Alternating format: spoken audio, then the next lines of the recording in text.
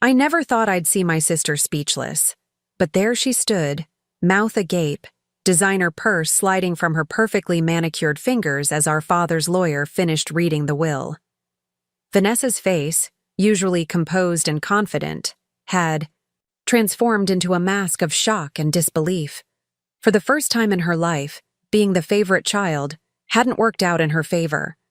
"This can't be right," she whispered, her voice barely audible in the hushed conference room. There must be some mistake. But there was no mistake. And as I sat there, watching the empire she thought she'd inherit crumble around her, I couldn't help but think about how we'd arrived at this moment, and how carefully I'd orchestrated every second of it.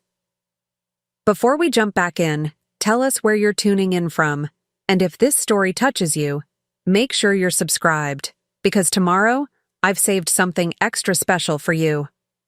3 months earlier, I stood in the sterile hallway of Lakeside Community Hospital, my father's diagnosis still ringing in my ears. Terminal. 6 months at most.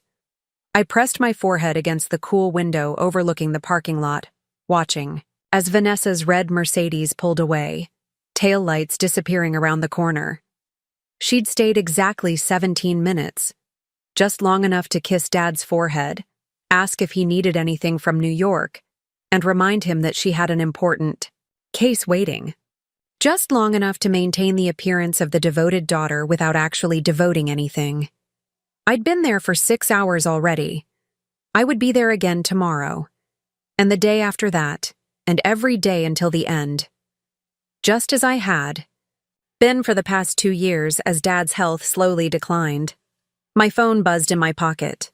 "Alex. How's he doing?" my best friend asked, concern evident even through the phone. I sighed, turning away from the window. "Same.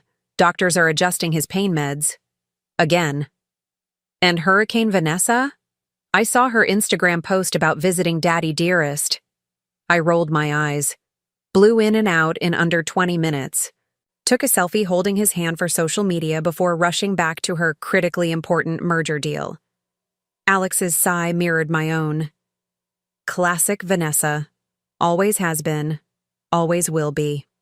He wasn't wrong. For as long as I could remember, Vanessa had been the star of the Mitchell family.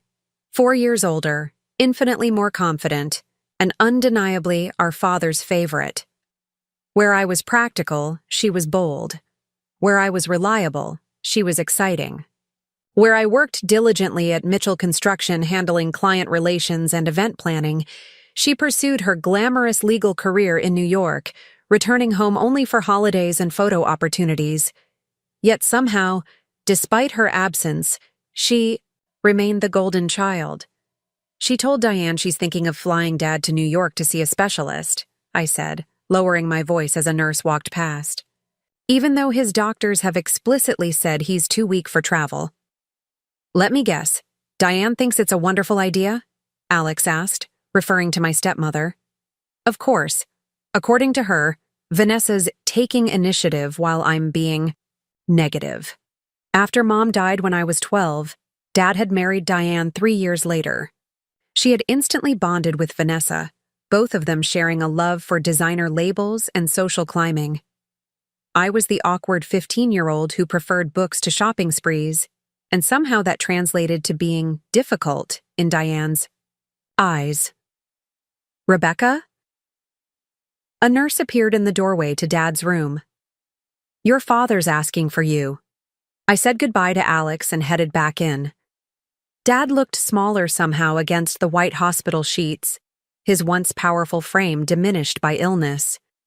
His construction company had built half of Lakeside's downtown, and he'd always been larger than life to me.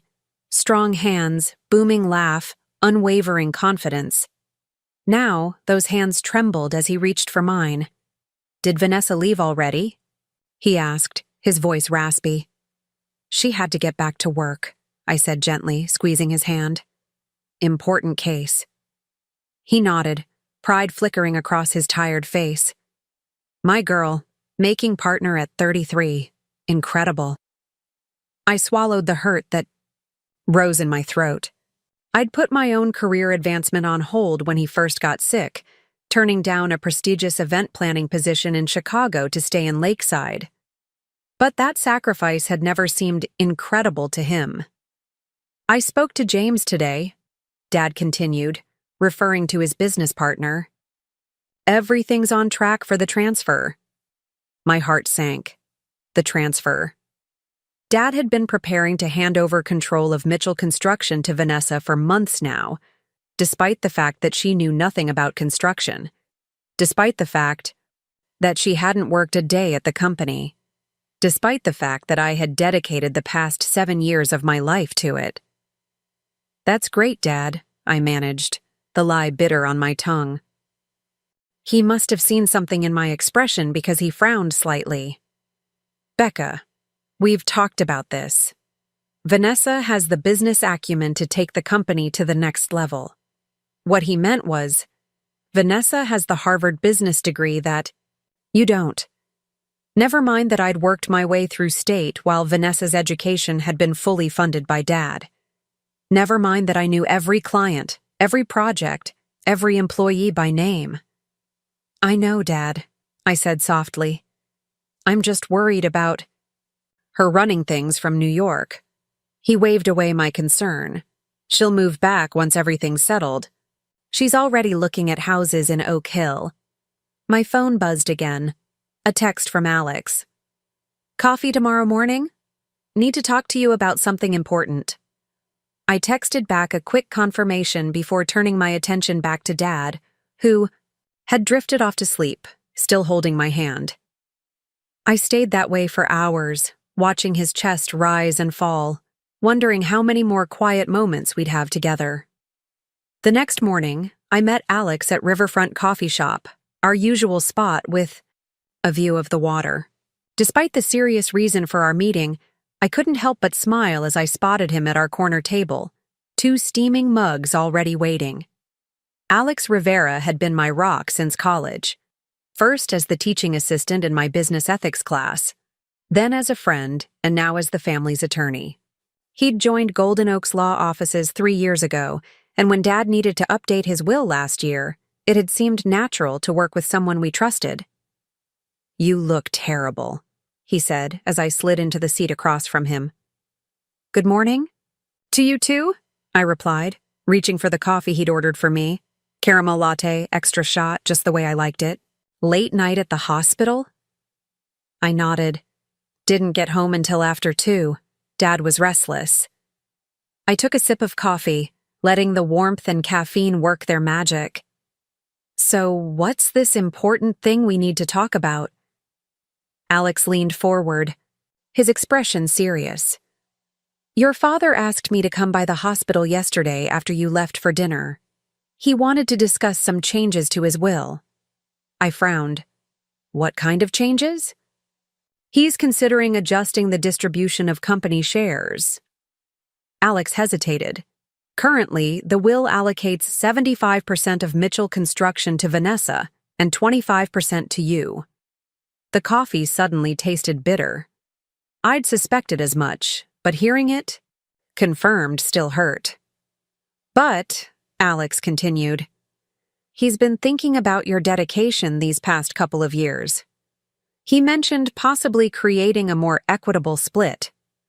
Hope flickered briefly before reality extinguished it. Diane will never let that happen, I said.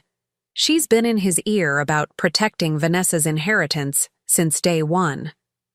Alex's expression shifted, and I knew him well enough to recognize the look that meant he was working through a legal puzzle. What? I asked. There might be a way, he said slowly, but it would require some strategic planning. I raised an eyebrow. Strategic planning? Your father values loyalty above all else, right? It's why he kept James as a partner, even when bigger companies tried to buy him out. I nodded, uncertain where he was going with this. What if, Alex said, leaning closer, we could show him the difference between your loyalty and Vanessa's? Lack thereof? We've been trying that for years, Alex. He doesn't see it. To him, Vanessa hung the moon. Because she's careful, About when and how she shows her true colors, Alex pointed out. She never lets him see her selfish side. But what if we created a situation where she had to choose between her own interests and his? I stared at him, a slow realization dawning. You want to set a trap for my sister? Alex shrugged. I prefer to think of it as creating an opportunity for her to reveal her true nature. I should have been appalled. I should have immediately rejected the idea. But after years of being overlooked, years of picking up Vanessa's slack, years of watching my father shower her with praise for the bare minimum while my sacrifices went unnoticed, something hardened within me. I'm listening, I said. Alex smiled, a hint of mischief in his eyes. It starts with you agreeing with Vanessa, for a change. Whatever she wants for your father, you support it. Make her think you finally accepted your place as second best. And then? Then, he said, we give her just enough rope to hang herself. As I drove to the hospital later that morning, Alex's words echoed in my mind. What he was suggesting felt manipulative, calculating, nothing like the person I thought I was.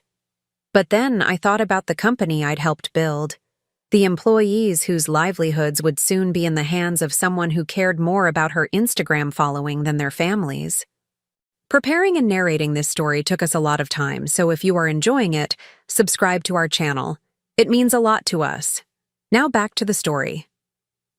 I thought about 7 years of early mornings and late nights, of learning the business from the ground up while Vanessa collected accolades for work I suspected her paralegals had done.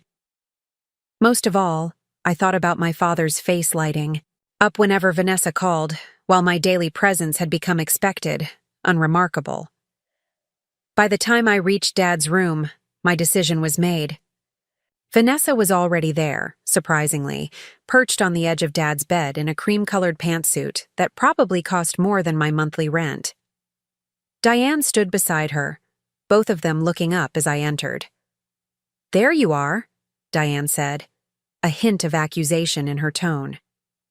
We were just discussing moving your father to a private facility in Manhattan. Vanessa has found an excellent place near her apartment.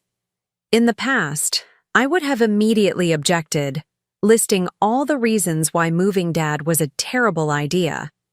Today, I took a deep breath and nodded. That sounds wonderful, I said, forcing enthusiasm into my voice.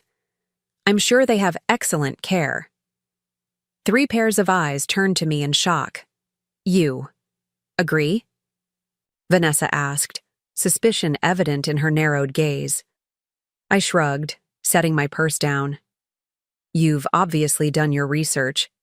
If you think it's best for Dad, I trust your judgment. Dad reached for my hand, his expression concerned. Are you feeling all right, Becca? You've been so against the idea of moving me. I squeezed his fingers gently. I've been thinking about it, and Vanessa makes some good points. New York has world-class medical facilities, and this way, she can visit more often. Exactly, Vanessa said, recovering quickly, and there's an experimental treatment program that Dad might qualify for. Perfect, I smiled. When were you thinking of making the move? I've arranged for a medical transport next week, Vanessa said, still watching me cautiously. I'll need to head back to New York tomorrow to prepare everything, but I'll fly back for the transfer. As they discussed details, I caught the faintest smirk on Vanessa's lips. She thought she'd won. She thought I'd finally accepted my place in her shadow. If only she knew what was coming. That afternoon, as Vanessa headed to our childhood home to meet with Diane about the move, I followed through with the second part of Alex's plan. I called James Wilson, Dad's business partner of 30 years, and asked to meet him at the office. Mitchell Construction occupied a renovated warehouse downtown, the modern glass addition Dad had commissioned 5 years ago jutting impressively from the original brick structure. As I walked through the open concept main floor, employees greeted me warmly. Unlike Vanessa, who could barely name the department heads, I knew everyone, from Carlos in maintenance to Sophie at reception. James was waiting in the conference room, his weathered face creasing into a smile as I entered. "Rebecca," he stood to hug me. "How's Harold doing today?" "About the same," I said, settling into a chair across from him. "Actually, that's partly why I wanted to talk to you. James had been like an uncle to me growing up, teaching me how to read blueprints when I was still in pigtails. If anyone understood the injustice of Vanessa inheriting the company, it was him." "Vanessa's arranging to move Dad to New York," began, watching his bushy eyebrows shoot up in surprise.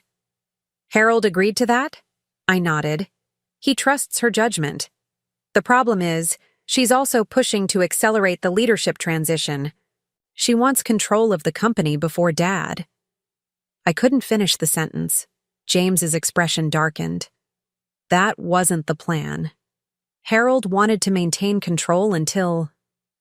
He trailed off too, neither of us able to voice the inevitable. "I know," I said, "but she's convinced him it's for the best. She says she needs time to understand the operation before she's suddenly in charge." James snorted. "She should have thought of that 7 years ago when you started learning the business." He leaned forward.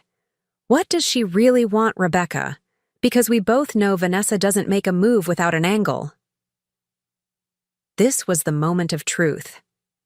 The next part of my plan required bringing James into our confidence, and I wasn't sure how he'd react. "There's a developer from Chicago who's been courting her," I said quietly. "Riverside Properties.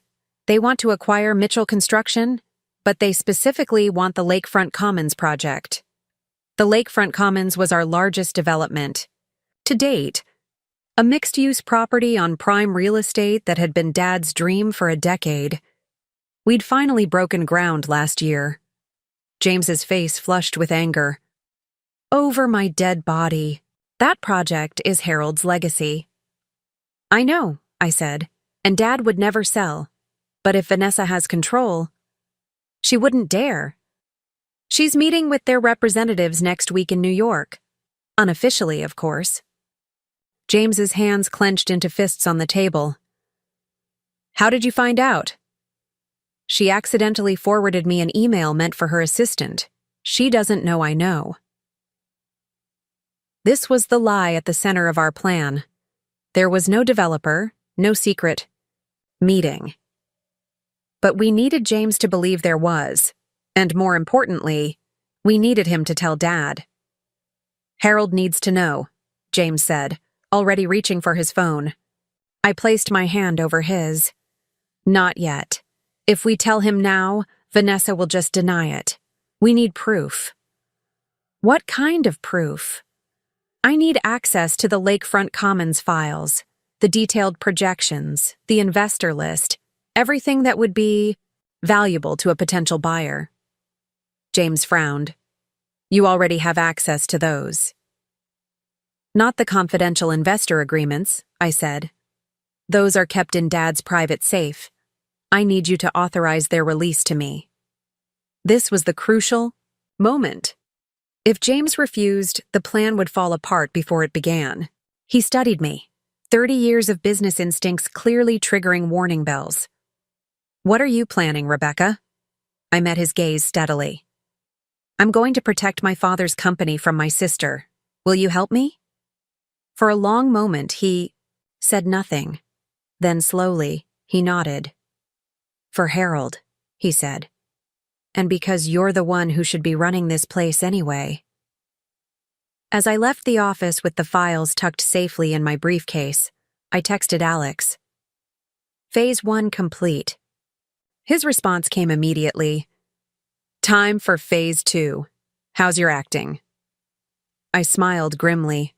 I'd been acting my whole life, pretending it didn't hurt when Dad praised Vanessa's accomplishments while overlooking mine, pretending Diane's subtle digs didn't land, pretending I was content with scraps of attention and approval. For once, my lifetime of pretending would serve a purpose beyond survival.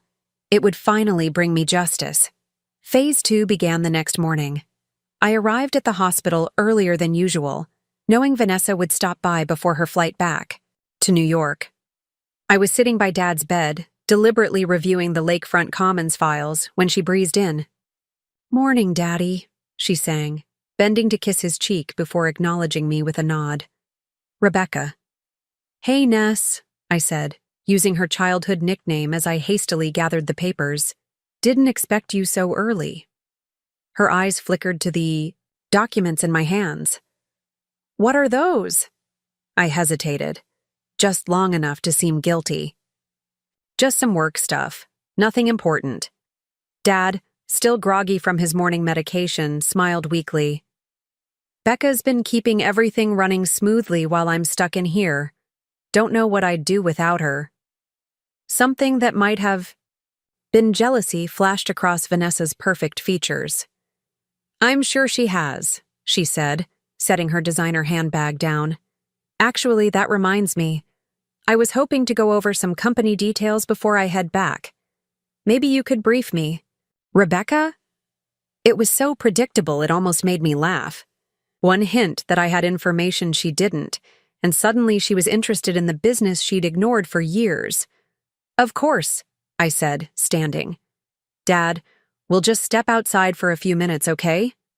He waved us off, already drifting back to sleep.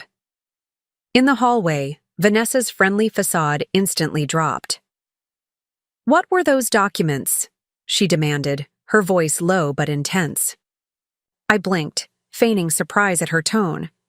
"Just the Lakefront Commons projections. James asked me to review them since Dad's been too sick." "Let me see them." I clutched the folder closer. "They're confidential, Vanessa. Investor information. Profit projections. Dad's been very clear about keeping these private." Her eyes narrowed. "I'm taking over the company, Rebecca. I need to see everything." "Once Dad transfers control, absolutely," I said. "But until then, I have to respect his wishes." "Don't be ridiculous," she scoffed. "We both know it's just a matter of time. Besides, don't you think it would be helpful for me to understand the business better? Isn't that what you've always wanted?" The appeal to my longtime desire for her to take an interest in the company was clever. The old Rebecca would have jumped at the opportunity to finally share this part of her life with her sister. Instead, I hesitated. "I don't know, Ness. Dad's been so particular about these documents." "Tell you what," she said, her tone softening into the persuasive one she probably used on juries. "Let me make copies today, and I'll study them on the flight. It'll be our little secret. Dad will be impressed when I come back next week with some fresh insights." I pretended to consider this, then slowly nodded. "I guess that would be okay. But you can't show anyone else, especially not until Dad formally announces the succession plan." Relief flooded her features. "Of course not. I'll make copies at the house and get them back to you before my flight." I handed over the folder, watching as she tucked it into her expensive handbag. The bait had been taken. Now we just had to wait. "Thanks, Becca," she said, her tone almost genuine for once. "I know we don't always see eye to eye, but I do want to make Dad proud." The sincerity in her voice almost made me falter. Despite everything, she was still my sister. There had been a time, years ago, when I'd worshipped the ground she walked on, when her approval had meant everything. But then I remembered all the birthdays she'd missed, the graduation she'd skipped for a networking event, the countless times she'd taken credit for my work. I remembered how, when Mom died, she'd disappeared to boarding school while I was left to navigate my grief alone. "I know you do," I said, the lie coming easily. "We all want what's best for Dad." With a quick nod, she disappeared down the hallway, designer heels clicking on the linoleum, the future of Mitchell Construction tucked carelessly under her arm. I pulled out my phone and sent another text to Alex. "Fish on the hook." His reply, "Time to set the trap." The next part of our plan hinged on Vanessa's predictability. We knew she wouldn't be able to resist showing those documents to someone who could help her understand their value. Specifically, someone from a competing development firm. What she didn't know was that Alex had prepared 2 sets of the Lakefront Commons files.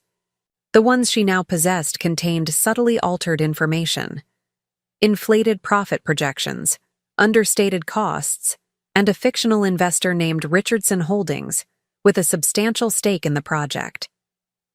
Richardson Holdings was actually a shell company Alex had created yesterday, with a website, LinkedIn profile, and fake contact information that would lead directly to a burner phone in his possession.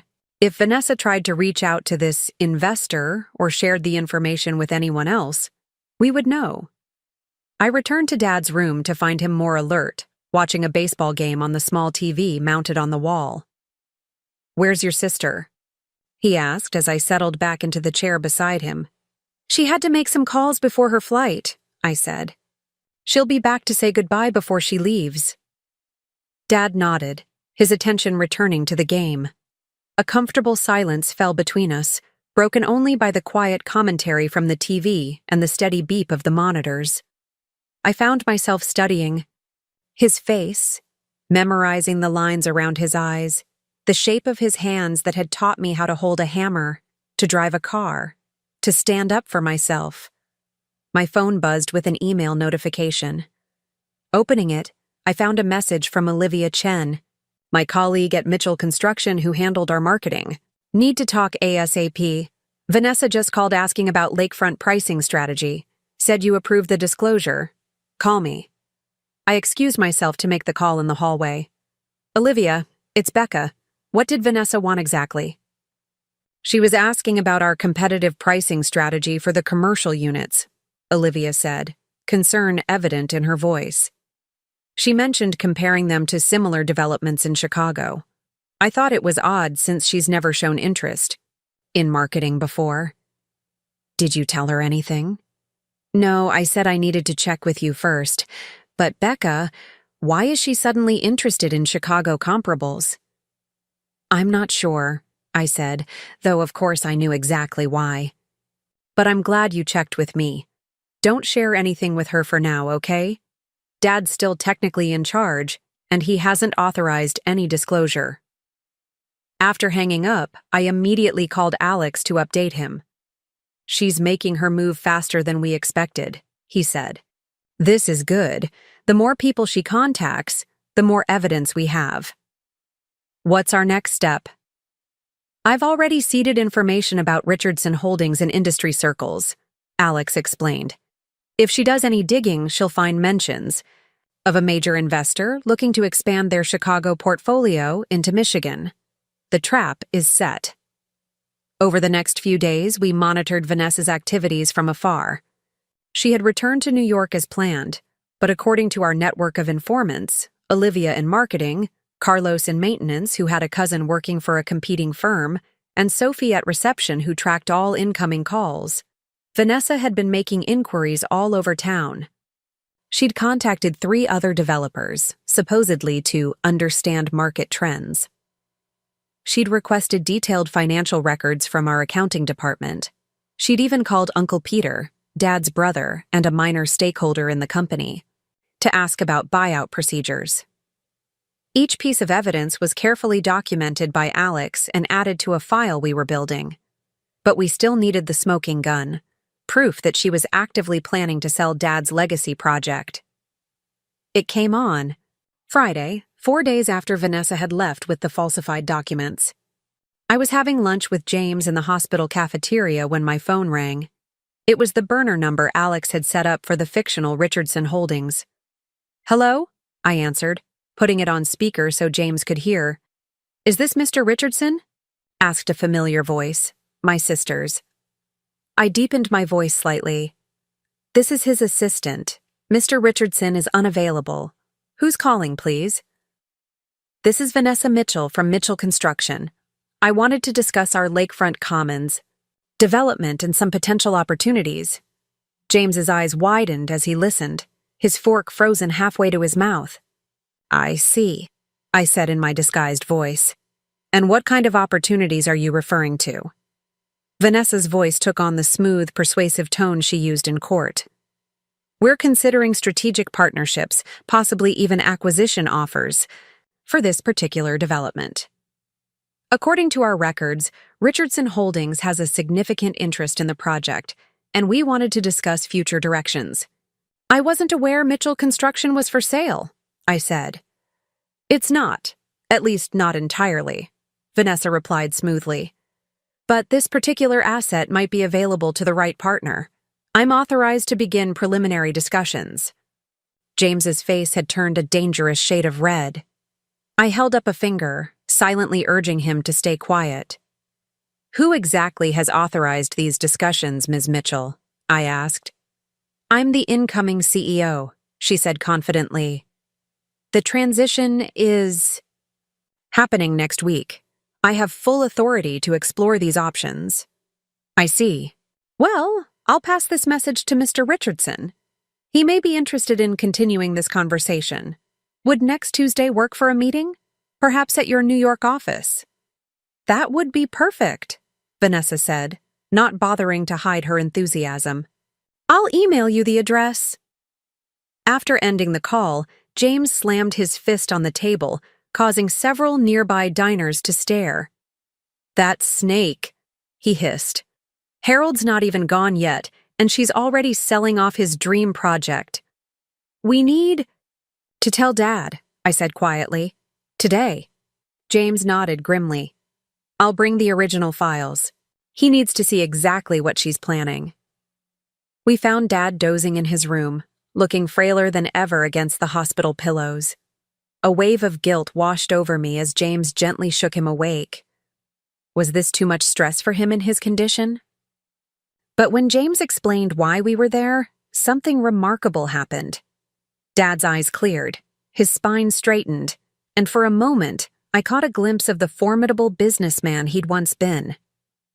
Show me everything, he commanded, his voice stronger than I'd heard in weeks. For the next hour, we laid out all the evidence. The calls to competitors, the requests for financial information, the conversation with the fictional Richardson Holdings. Dad listened silently, his expression growing darker with each revelation. She always was ambitious, he said finally, his voice tired but resolute. But I never thought she'd sell out the family legacy. What do you want to do, Harold? James asked gently. Dad looked at me, really looked at me, perhaps for the first time in years. Becca, you've been running things anyway, haven't you? Behind the scenes. I hesitated, then nodded. Someone had to. A flicker of something, regret perhaps, crossed his features. I've been blind, he said softly. Too caught up in Vanessa's accomplishments to see what was right in front of me. He turned to James. Call Alex. I need to make some changes to my will. My heart skipped a beat. Dad, are you sure? You don't have to do anything drastic. He reached for my hand, his grip surprisingly strong. It's not drastic, Becca. It's just finally doing what I should have done a long time ago. As Alex was summoned to the hospital, Dad asked to speak with me alone. James stepped out, leaving us in a rare moment of privacy. I've always known you were the reliable one, Dad began, his words careful. The one who would always be there, I think. I think I took that for granted. Tears pricked at my eyes.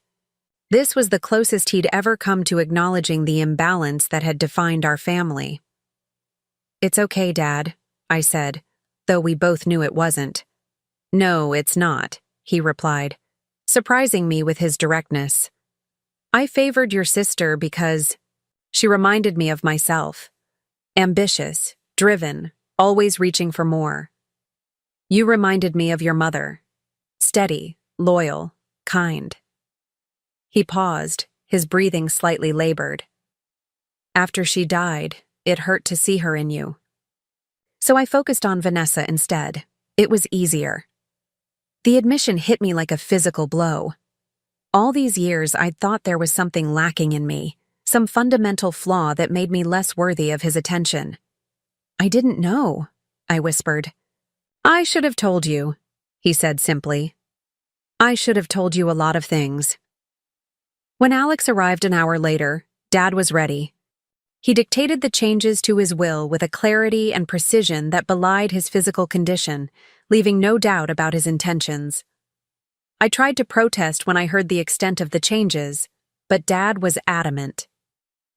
"This is my decision, Rebecca, my company, my legacy, and I'm finally putting it in the right hands."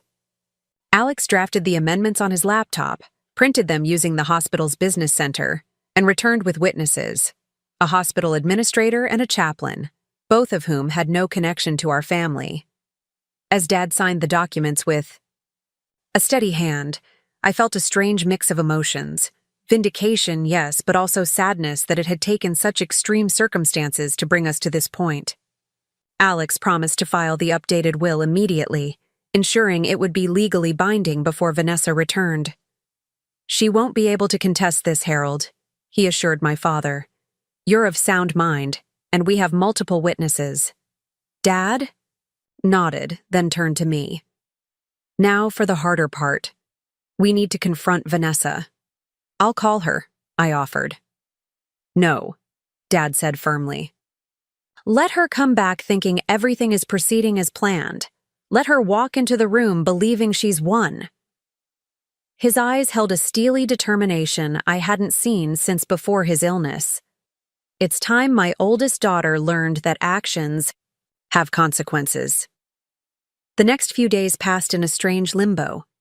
Dad's condition remained stable, but the atmosphere in his hospital room had shifted. There was a new tension, a sense of waiting. Diane had noticed the change immediately when she visited. "What's going on?" she demanded, looking between Dad and me. "You two seem different." Dad had simply smiled. "Just some business decisions, dear. Nothing for you to worry about." She hadn't believed him. I could tell by the suspicious glances she kept throwing my way, but she hadn't pressed further. Instead, she focused on preparations for Dad's transfer to New York, scheduled for Monday. "Vanessa's found the most exclusive facility," she gushed, showing Dad brochures of a place that looked more like a luxury hotel than a hospital. "Private chefs, daily physical therapy, views of Central Park." Dad had nodded politely, but I noticed he never actually agreed to the move. When Diane left, he turned to me with a wink. "Seems a shame to waste all her planning."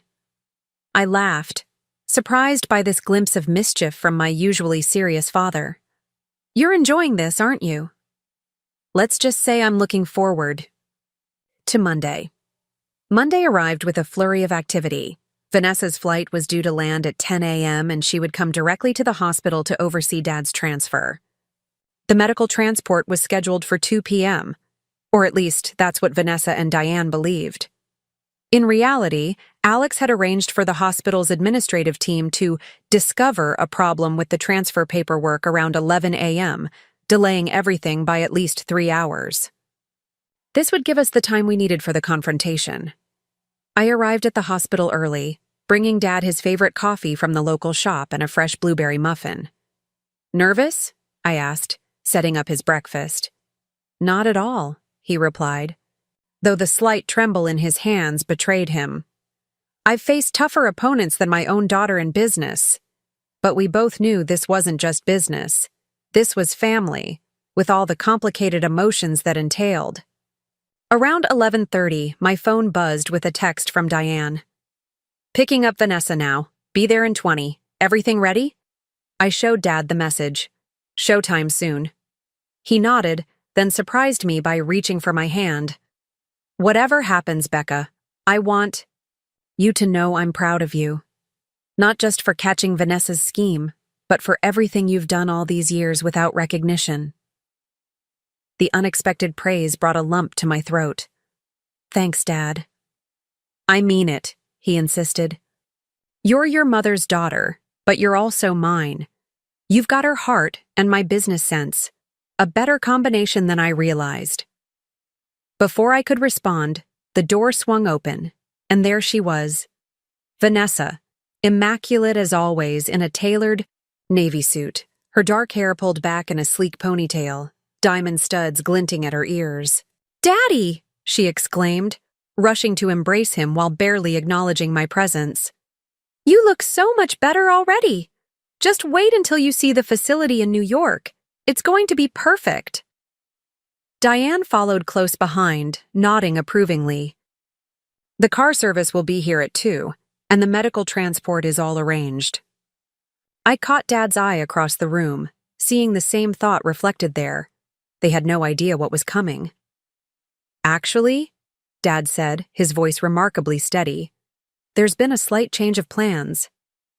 Vanessa paused in the middle of unpacking a gift bag she'd brought. What do you mean? I'm not going to New York. The statement hung in the air for a moment before Diane let out a nervous laugh. Harold, don't be silly. Everything's arranged. Vanessa's gone to so much trouble. I'm sure she has, Dad replied, his tone hardening slightly. Vanessa's always been very thorough in her planning. Vanessa's eyes narrowed slightly, sensing something off in his tone. Dad, what's going on? Has Rebecca been filling your head with reasons to stay? Because I promise you, the care in New York will be superior.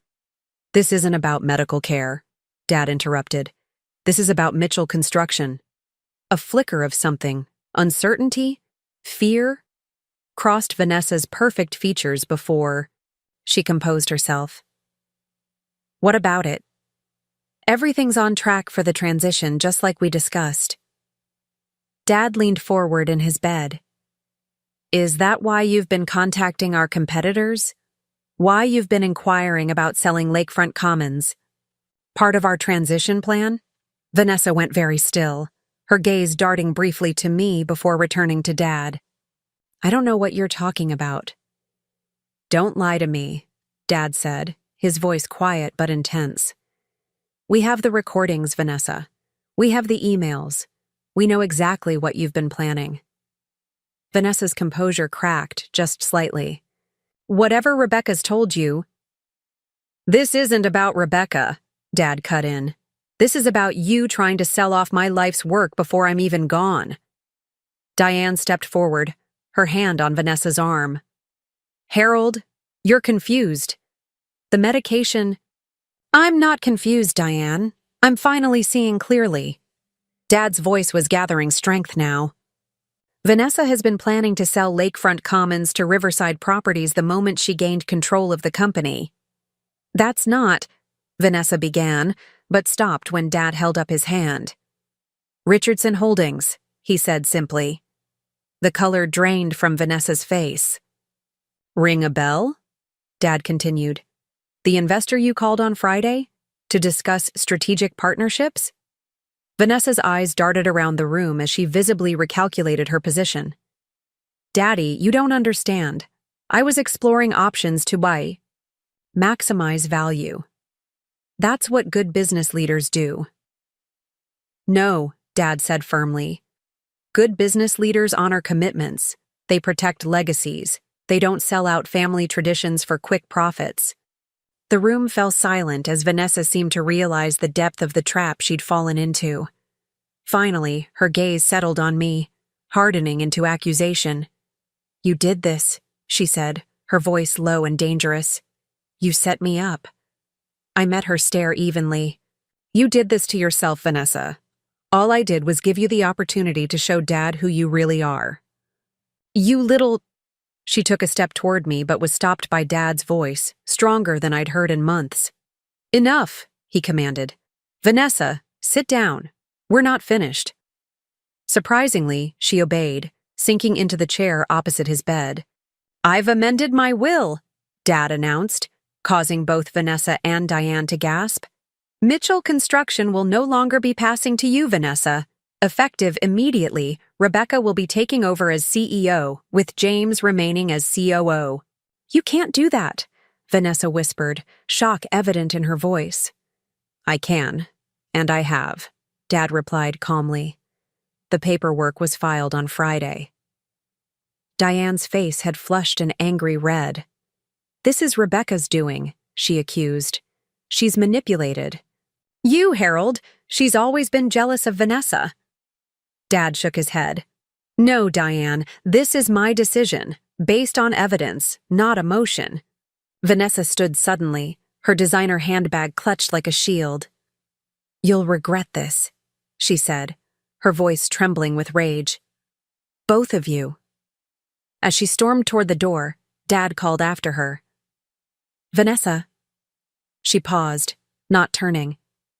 You're still my daughter, he said quietly. That hasn't changed, but Mitchell Construction needs someone who values what it stands for, not just what it's worth. For a moment, I thought I saw her shoulders slump, a glimpse of the little girl who used to trail after Dad on construction sites, begging to wear his hard hat. But then she straightened, chin lifting in defiance, and walked out without another word. Diane lingered, torn between following Vanessa and staying to change Dad's mind. You should go with her, Dad suggested gently. She'll need someone. With one last glare in my direction, Diane hurried after my sister, the door closing behind her with a decisive click. Dad exhaled slowly, sinking back against his pillows. Well, he said, reaching for my hand. That went about as expected. I squeezed his fingers. Are you okay? He nodded, though the confrontation had clearly drained him. Better than okay. For the first time in years, I feel like I've done the right thing. I studied his face, seeing the fatigue but also a certain peace that hadn't been there before. No regrets? About the company? None. He paused, his gaze drifting to the door where Vanessa had disappeared. About other things. Many. But that's the nature of fatherhood, I suppose. You do your best with what you know at the time. We sat in companionable silence for a while, the afternoon sun casting long shadows across the hospital room. Finally, Dad spoke again. You know she won't accept this easily, he warned. Vanessa has never taken defeat gracefully. I nodded, already anticipating the battles to come. I know, but we'll face that when it happens. That's my girl, Dad said softly, his eyes drifting closed. Always ready for what comes next. As he dozed, I sent a quick text to Alex.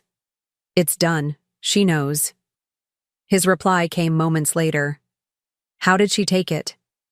I glanced at my sleeping father, thinking of all the years it had taken to reach this point, all the pain and disappointment that had led us here. About how you'd expect, I texted back. But Dad stood his ground. It's official now. I set down my phone and gazed out. The window at the lakeside skyline, dotted with buildings my father had constructed, projects I had helped bring to life.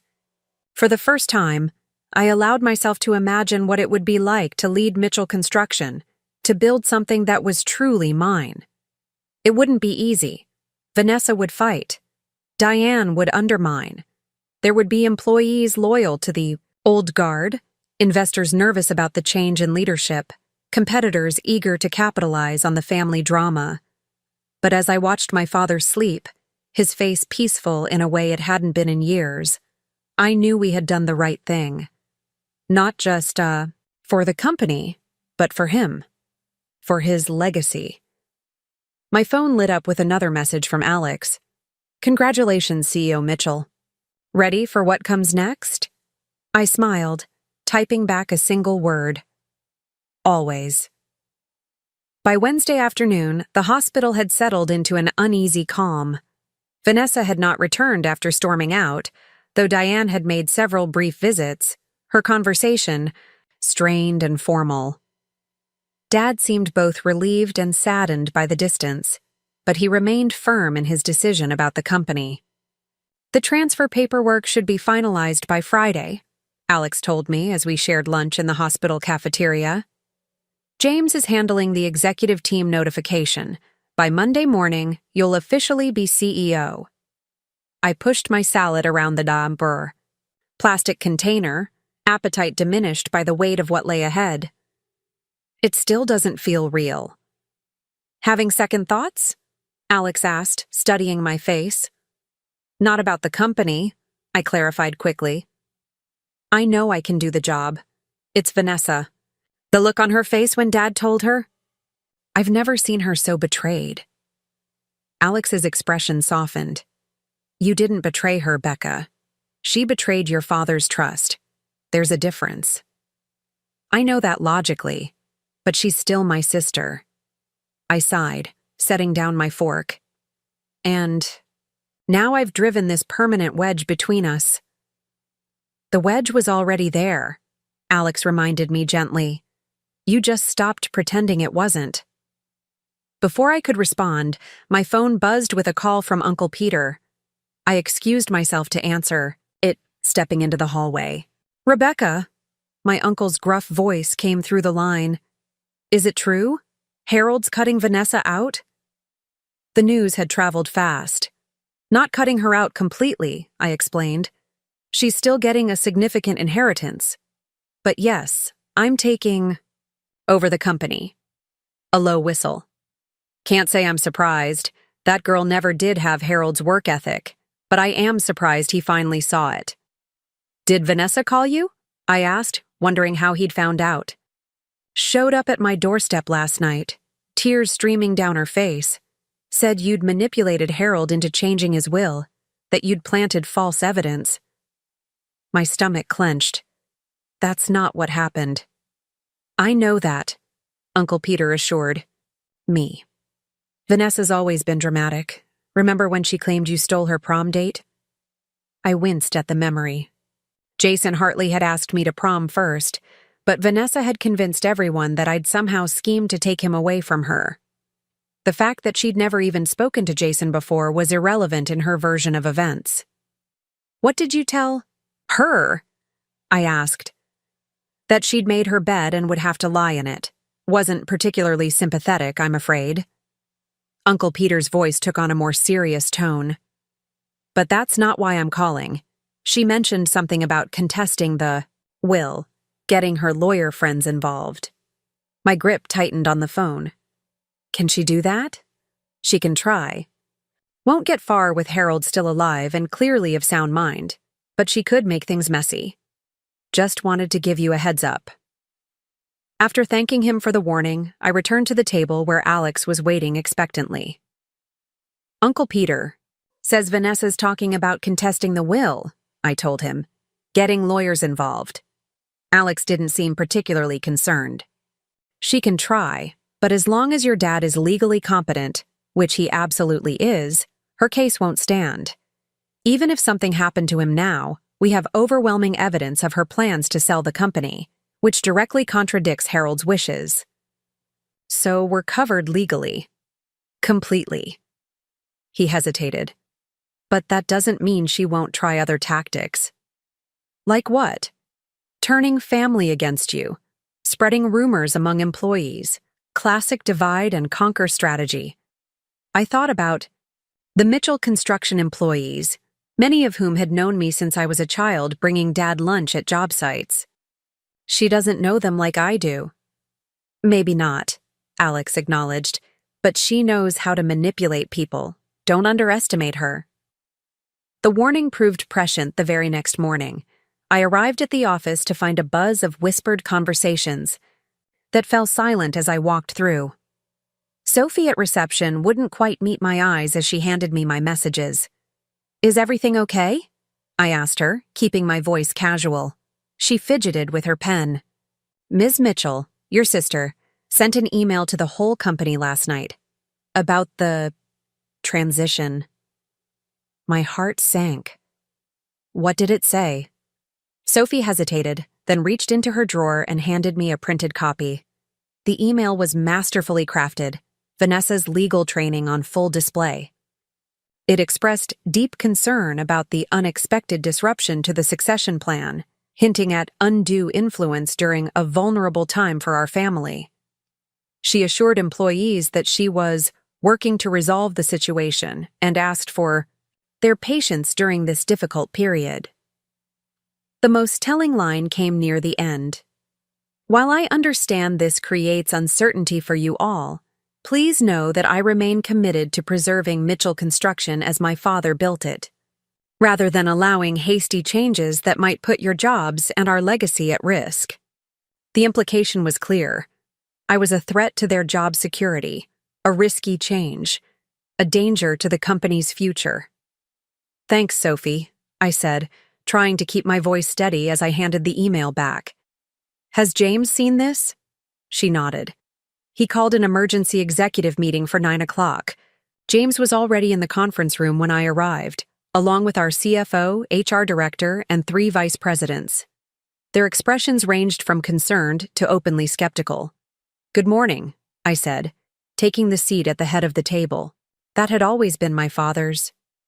The symbolism wasn't lost on anyone. "Rebecca," James began, his tone formal.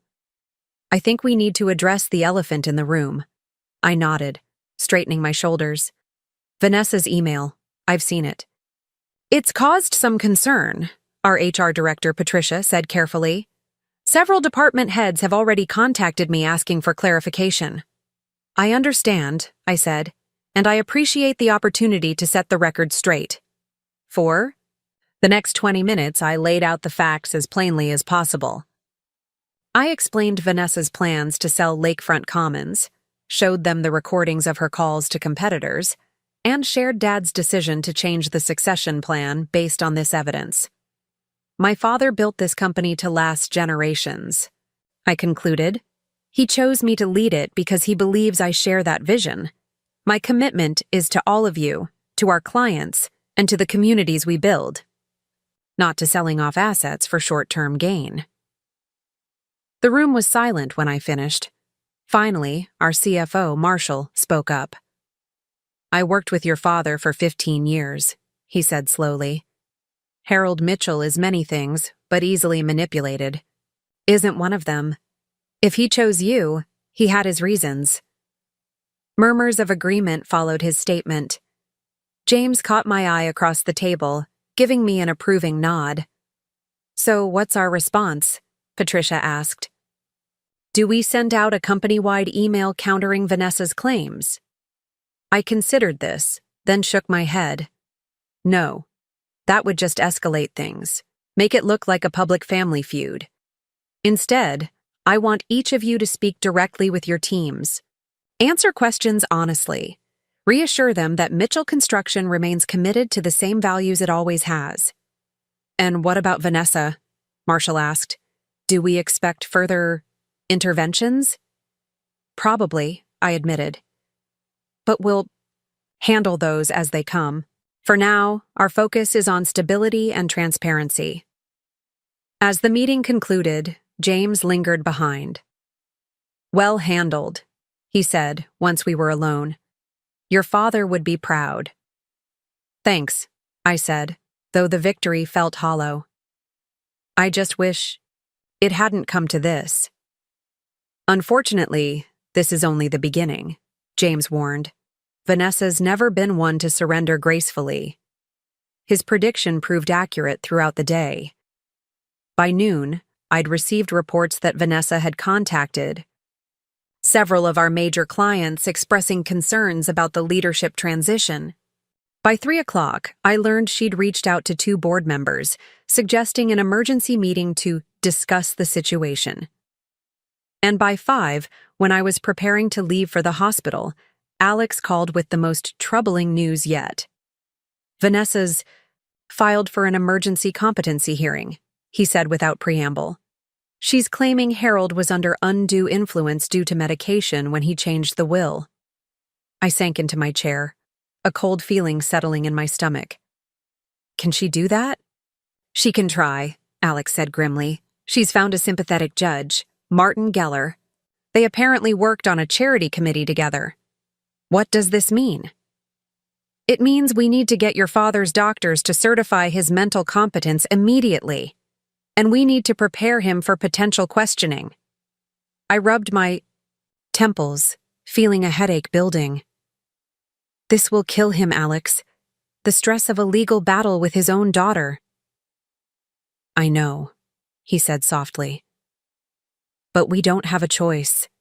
Vanessa's playing hardball."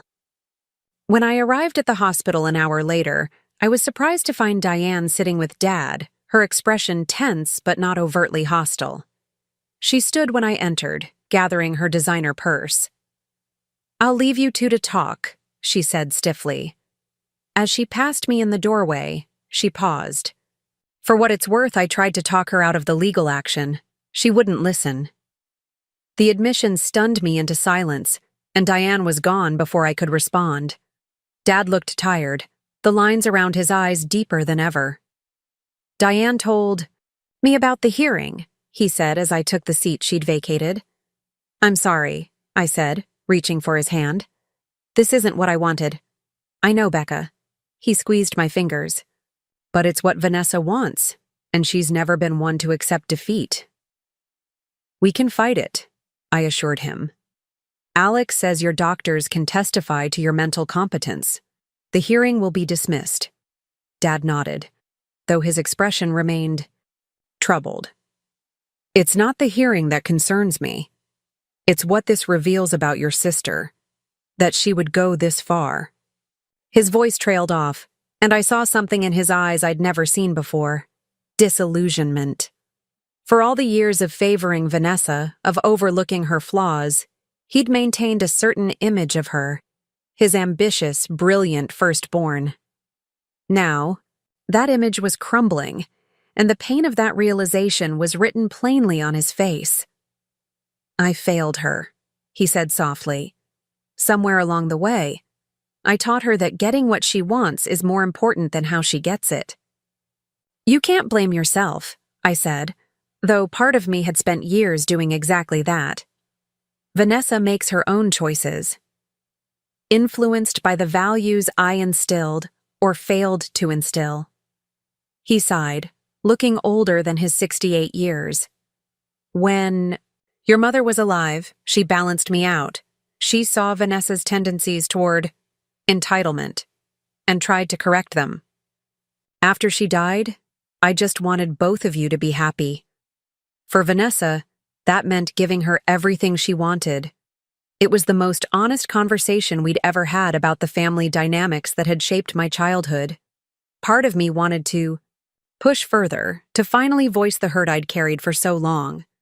But looking at my father's weary face, I couldn't bring myself to add to his burden. "What do you want to do about the hearing?" I asked instead. Dad straightened in his bed, some of his old determination returning. "We fight it, of course. I'm not incompetent, and I won't let Vanessa or anyone else claim I am." The next morning brought a flurry of activity. Alex arrived with Dad's neurologist, Dr. Chen, who conducted a thorough cognitive assessment. Dad scored perfectly, showing no signs of confusion or impairment. "I'll include these results in my affidavit," Dr. Chen promised. "There's absolutely no medical basis for questioning Mr. Mitchell's decision-making capacity." The hospital administrator also agreed to provide records showing Dad had been on minimal pain medication when he signed the updated will, far below any dose that would affect cognition. By afternoon, Alex had compiled a comprehensive response to Vanessa's filing, complete with medical records, witness statements, and transcripts of Vanessa's incriminating calls to competitors. "This should be enough to get the hearing dismissed," he told me as we reviewed the documents in Dad's room. "Judge Geller may be sympathetic to Vanessa, but he can't ignore objective medical evidence." Dad, who had been listening quietly, suddenly spoke up. "I want to talk to her." Alex and I exchanged concerned glances. "Dad, I'm not sure that's a good idea right now," I said carefully. "Her lawyers would probably advise against it anyway." "Not a legal discussion," Dad clarified. "A father-daughter conversation. One final chance to resolve this without courtrooms. And judges." "Harold," Alex began hesitantly, "from a legal perspective—" "I'm not asking for legal advice," Dad interrupted, his tone firmer than I'd heard in weeks. "I'm telling you what I need to do as a father. Please arrange it." Alex looked to me, clearly hoping I'd talk Dad out of it, but I recognized the determination in my father's eyes, the same look he'd had when negotiating difficult contracts or navigating building permit obstacles. "I'll call her," I said finally, "but I can't promise she'll come." To my surprise, Vanessa agreed almost immediately. to meet with Dad the following morning. What I hadn't expected was that she'd bring reinforcements, specifically her colleague Gabriel Reynolds, one of New York's most aggressive estate litigators. This wasn't the agreement, I protested when they arrived together. Dad wanted to speak with you privately. And I want protection from further manipulation, Vanessa replied coolly. Gabriel stays, or I leave. Dad, who had been watching this exchange from his hospital bed, spoke up. It's fine, Becca. Mr. Reynolds can stay. He turned to Vanessa's lawyer. But understand that this is a family conversation, not a deposition. Reynolds, a thin man with sharp features and expensive cufflinks, nodded stiffly. Of course, Mr. Mitchell. I'm here purely as an observer. Then observe from the corner, Dad said, gesturing to a chair in the far side of the room. Vanessa, sit here. He patted the edge of his bed. For a moment, I thought Vanessa would refuse. She stood rigid in the doorway, her designer suit a stark contrast to the clinical hospital setting. Then, slowly, she crossed to Dad's bed and perched on the edge, her spine straight as a ruler. Would you like me to leave? I asked Dad quietly. He shook his head. Stay. This concerns both of you. An uncomfortable silence fell over the room. Dad studied Vanessa's face, his expression a mixture of sadness and resolution. Why are you doing this? He finally asked her, his voice gentle, but direct. Vanessa blinked, clearly expecting a different opening. Doing what? The competency hearing, the legal maneuvers. Why fight me on this? She straightened even further, if that was possible. Because you're not thinking clearly. Because Rebecca has taken advantage of your condition to manipulate you into changing your will. That's your legal argument, Dad acknowledged. I'm asking for the truth, Vanessa. As your father, not as the CEO of Mitchell Construction. Something flickered in Vanessa's eyes. Vulnerability, perhaps, or uncertainty. You promised me the company, she said, her voice slightly less steady. All my life, you told me I would take over someday, that I would be your legacy. And you were planning to sell off Lakefront Commons the moment you gained control, Dad countered. How does that honor my legacy? Vanessa's jaw tightened. Business evolves, Dad. Sometimes strategic divestment is the smartest path forward. Without even consulting me? Without honoring the vision I've had for that project for a decade? You were sick, she said defensively. I was being practical. You were being opportunistic, Dad corrected, though without heat. The question is why? You've never needed money. I've provided generously for both of you. Your law career is thriving. Why sell off the cornerstone of our family business? Vanessa's composure slipped slightly, her perfectly manicured fingers fidgeting with the edge of Dad's blanket. It's not about the money. Then what is it about? She hesitated, glancing briefly at Reynolds in the corner before turning back to Dad. Freedom, she admitted quietly. I never wanted to run a construction company in Michigan. I built my life in New York. My career, my friends, everything is there. Then why not simply decline the position? I asked, unable to hold back. Why pretend you wanted it all these years? Vanessa shot me a cold look. Because it was important. To Dad. Because it was what he expected of me. Dad's expression softened. Is that true? You accepted the company out of obligation. Not exactly, Vanessa hedged. I wanted what it represented. Your approval, your legacy. But the actual running of Mitchell Construction, the day-to-day operations in Lakeside? No, that was never my dream. So, you were going to sell Lakefront Commons, then what? Dad pressed. Slowly dismantle the entire company? Vanessa didn't answer, but her silence was confirmation enough. Dad sighed deeply, reaching for her hand. Ness, he said, using her childhood nickname. If you'd just been honest with me from the beginning, we could have avoided all of this. Would we? She challenged, withdrawing her hand. Would you have accepted that your golden child didn't want the future you'd planned for her? That she preferred her life in New York to carrying on the Mitchell legacy? The question hung in the air, heavy with decades of expectations and unspoken truths. Dad was silent for a long moment, his gaze shifting between Vanessa and me. I would have been disappointed, he finally acknowledged, but I would have respected your honesty more than this deception. Vanessa's eyes glistened suddenly. You never gave me the choice, she said, her voice barely above a whisper. It was always, when Vanessa takes over, and Vanessa's going to lead the company to new heights. How could I tell you I didn't want that future when it clearly meant so much to you? For perhaps the first time in my life, I felt a flicker of sympathy for my sister. Behind her perfect facade, she'd been trapped by the same paternal expectations that had excluded me, just from the opposite direction.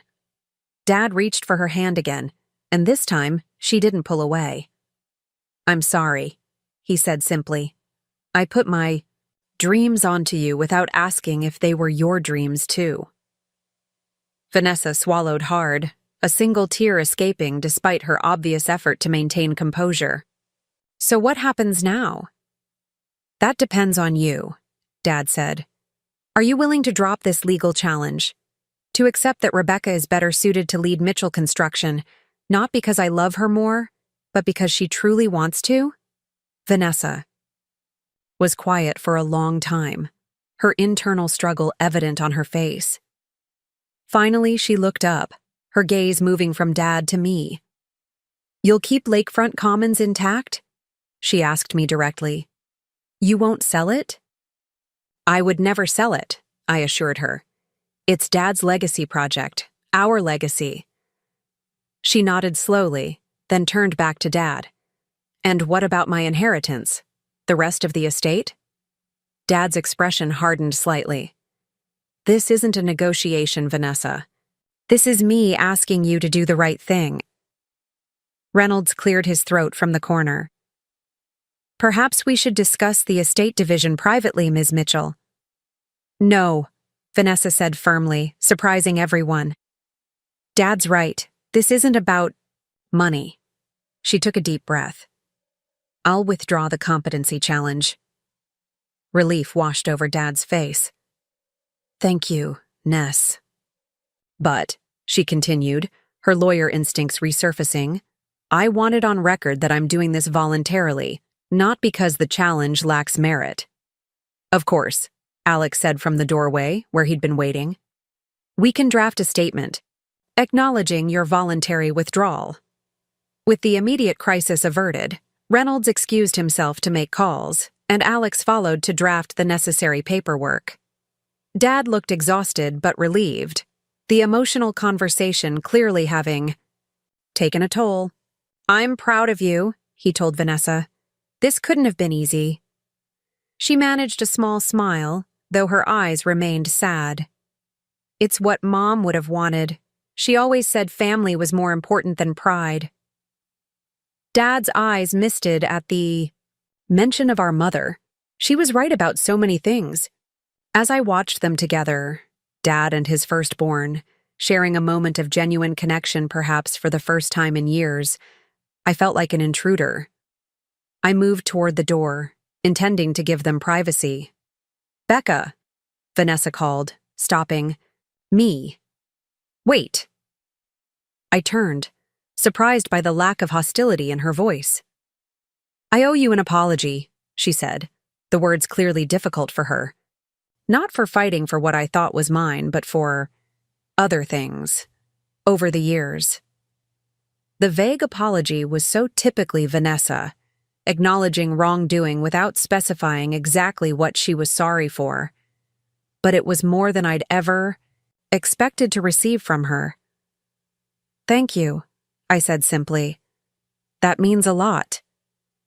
An awkward silence fell, neither of us quite sure how to navigate this unfamiliar territory of tentative reconciliation. Maybe, Dad suggested gently. Once all this legal business is settled, we could have dinner together. The three of us. Like old times. Vanessa and I exchanged glances, both remembering that old times had rarely involved peaceful family dinners. I'd like that, I said anyway, recognizing the olive branch for what it was. Vanessa nodded. Me too. She stood, smoothing her skirt. I should go help Gabriel with the paperwork. I'll come back later? Dad smiled. I'll be here. After she left, Dad leaned back against his pillows, suddenly looking every one of his years. That went better than I expected. Do you think she means it? I asked, unable to completely trust Vanessa's sudden capitulation. Or is this another tactic? I think she's sincere, Dad said after a moment's consideration. Vanessa has many faults, but when she gives her word, she keeps it. She's like me that way. I wasn't entirely convinced, but I kept my doubts to myself. Dad needed to believe in this reconciliation, needed to think his family might heal before. I pushed away the thought. You should rest, I told him, adjusting his pillows. It's been an emotional morning. He caught my hand. You're going to be an excellent CEO, Becca. Better than I was, probably. I shook my head. Not possible. Yes, possible. His grip tightened slightly. You have your mother's compassion along with my business sense. That's a powerful combination. The compliment, so similar to what he'd said days earlier, yet somehow more meaningful now, brought unexpected tears to my eyes. Thank you, Dad. He nodded, his eyelids already growing heavy. Wake me if Vanessa comes back with the papers. As promised, Vanessa returned that afternoon with the signed withdrawal of her legal challenge. The document was straightforward, acknowledging that she was voluntarily dismissing her petition regarding Dad's competency. Alex looked it over, she told Dad, handing him the papers. He says it's all in order. Dad reviewed the document briefly before signing. Thank you, Vanessa. I know this wasn't an easy decision. She shrugged, attempting nonchalance, though the tension in her shoulders betrayed her discomfort. It was the right decision. That's what matters. The three of us fell into an awkward conversation, Vanessa sharing updates about her law firm, Dad asking questions about her cases, me contributing occasional comments while watching for any signs that this newfound peace was merely a facade. When a nurse came in to check Dad's vitals, Vanessa used the interruption as an opportunity to leave. I should get going. I have some calls to make before dinner. Will you come back tomorrow? Dad asked, a hint of vulnerability in his question. Vanessa hesitated, then nodded. Of course. Maybe around lunch? After she left, I found myself oddly unsettled by the entire interaction. Something about Vanessa's cooperation felt too easy, too sudden. The sister I knew was tenacious, relentless when pursuing something she wanted. You're overthinking this, Alex told me when I expressed my concerns over coffee that evening. Vanessa realized she was outmaneuvered. She's cutting her losses and salvaging what relationship she can with your father. Maybe, I conceded, but it just doesn't feel like her. People can surprise you, he reminded me, especially when they're forced to confront the consequences of their actions. I wanted to believe him, wanted to believe that Vanessa had genuinely accepted Dad's decision, that we might actually find some kind of peace as a family in Dad's final months. But as I drove to the hospital the next morning, a nagging doubt persisted. Vanessa never surrendered. She might retreat, regroup, adjust her strategy, but she never gave up on something she believed was rightfully hers. When I arrived at Dad's room, I was surprised to find Dr. Chen already there, reviewing charts with a worried expression. What's going on? I asked, setting down my bag. Dr. Chen glanced up. Mr. Mitchell had some concerning symptoms overnight. Increased confusion, elevated blood pressure. Dad waved dismissively from the bed. I'm fine. They're overreacting. But I could see he wasn't fine. His color was off, and there was a subtle slurring to his words that hadn't been there yesterday. "What happened?" I asked, moving to his side. "Nothing dramatic," Dr. Chen explained. The night nurse noted he seemed disoriented during her 2 a.m. check. By morning, his blood pressure was significantly elevated, and he was having difficulty with some basic cognitive tasks. Alarm bells rang in my mind. Could this affect the competency ruling? If his condition has deteriorated since signing the will changes? Dr. Chen shook his head. The documentation we compiled clearly shows his mental status at the time of signing. These new symptoms wouldn't retroactively impact that assessment. Yet the timing seemed suspicious. Could this be related to his medication? Any changes to his dosage? "We're looking into that now," Dr. Chen said. "His morning blood work showed some unusual results. We're running additional tests." Dad reached for my hand. "Stop worrying, Becca. Probably just a bad night's sleep." But his grip was weaker than usual, his words slightly slurred. Something was wrong. "I'd like to stay with him," I told Dr. Chen. "Cancel my meetings for the day." The doctor nodded. "That's probably wise. We should have more information soon." As Dr. Chen left, I pulled out my phone to update James and reschedule my appointments. Dad dozed fitfully beside me, occasionally mumbling in his sleep, something he'd never done before. Around 10 o'clock, a different doctor entered, Dr. Patel, the hospital's toxicologist. "Ms. Mitchell," she greeted me softly, mindful of Dad's sleep. "Could I speak with you outside?" In the hallway, her expression grave, Dr. Patel got straight to the point. "We found unusual levels of benzodiazepines in your father's bloodstream, specifically a drug called lorazepam. It's not something we've prescribed." My blood ran cold. "What are you saying?" "I'm saying someone may have given your father medication he shouldn't have received," she explained carefully. "The levels are high enough to explain his confusion and slurred speech, but not dangerously so." "How could this happen?" I demanded, anger building. "Don't you monitor what medications patients receive?" "We do," Dr. Patel assured me. "That's why this is concerning. There's no record of this medication being administered, which means it didn't come through proper channels." The implication was clear, and a terrible suspicion formed in my mind. "When did Diane last visit?" "I'd have to check the visitor logs," Dr. Patel said, "but I believe Mrs. Mitchell was here yesterday evening, after dinner.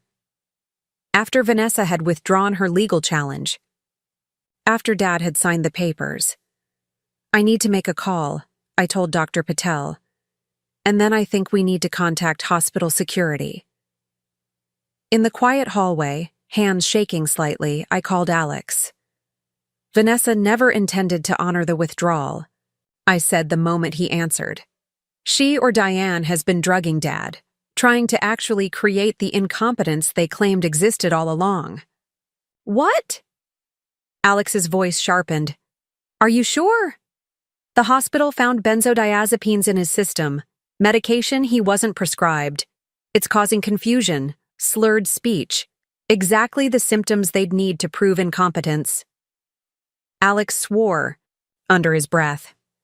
"I'm on my way. Don't confront them if they show up, and get hospital security involved immediately." By noon, a quiet investigation was underway. Security footage was being reviewed, visitor logs examined, and Dad was being carefully monitored, the unauthorized medication gradually clearing from his system. I sat beside his bed, watching him sleep, a mixture of rage and heartbreak swirling. Within me, how could they do this? How far would they go to get what they wanted?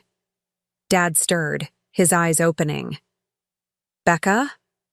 he murmured, his voice clearer than it had been earlier. "What time is it?" "Almost noon," I told him, forcing a smile. "How are you feeling?" He blinked, seeming to take inventory of himself. "Better. Head's clearer." He frowned slightly. Was I confused this morning? Everything seems hazy.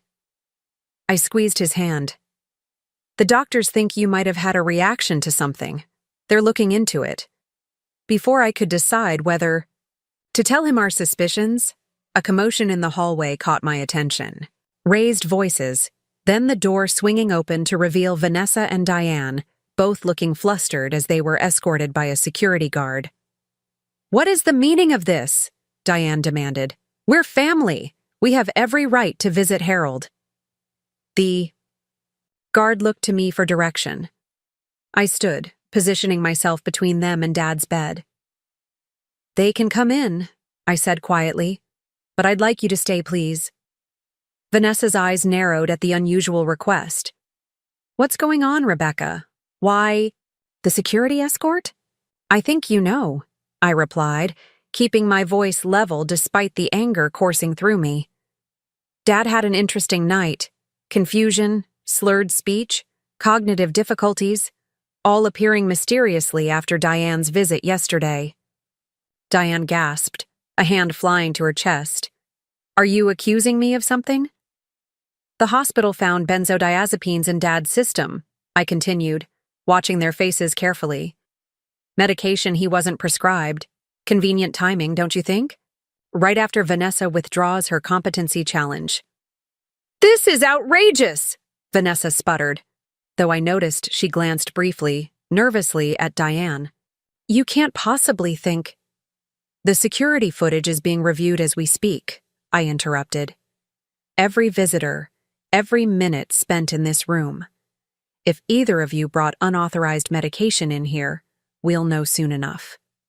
Diane's face had drained of color.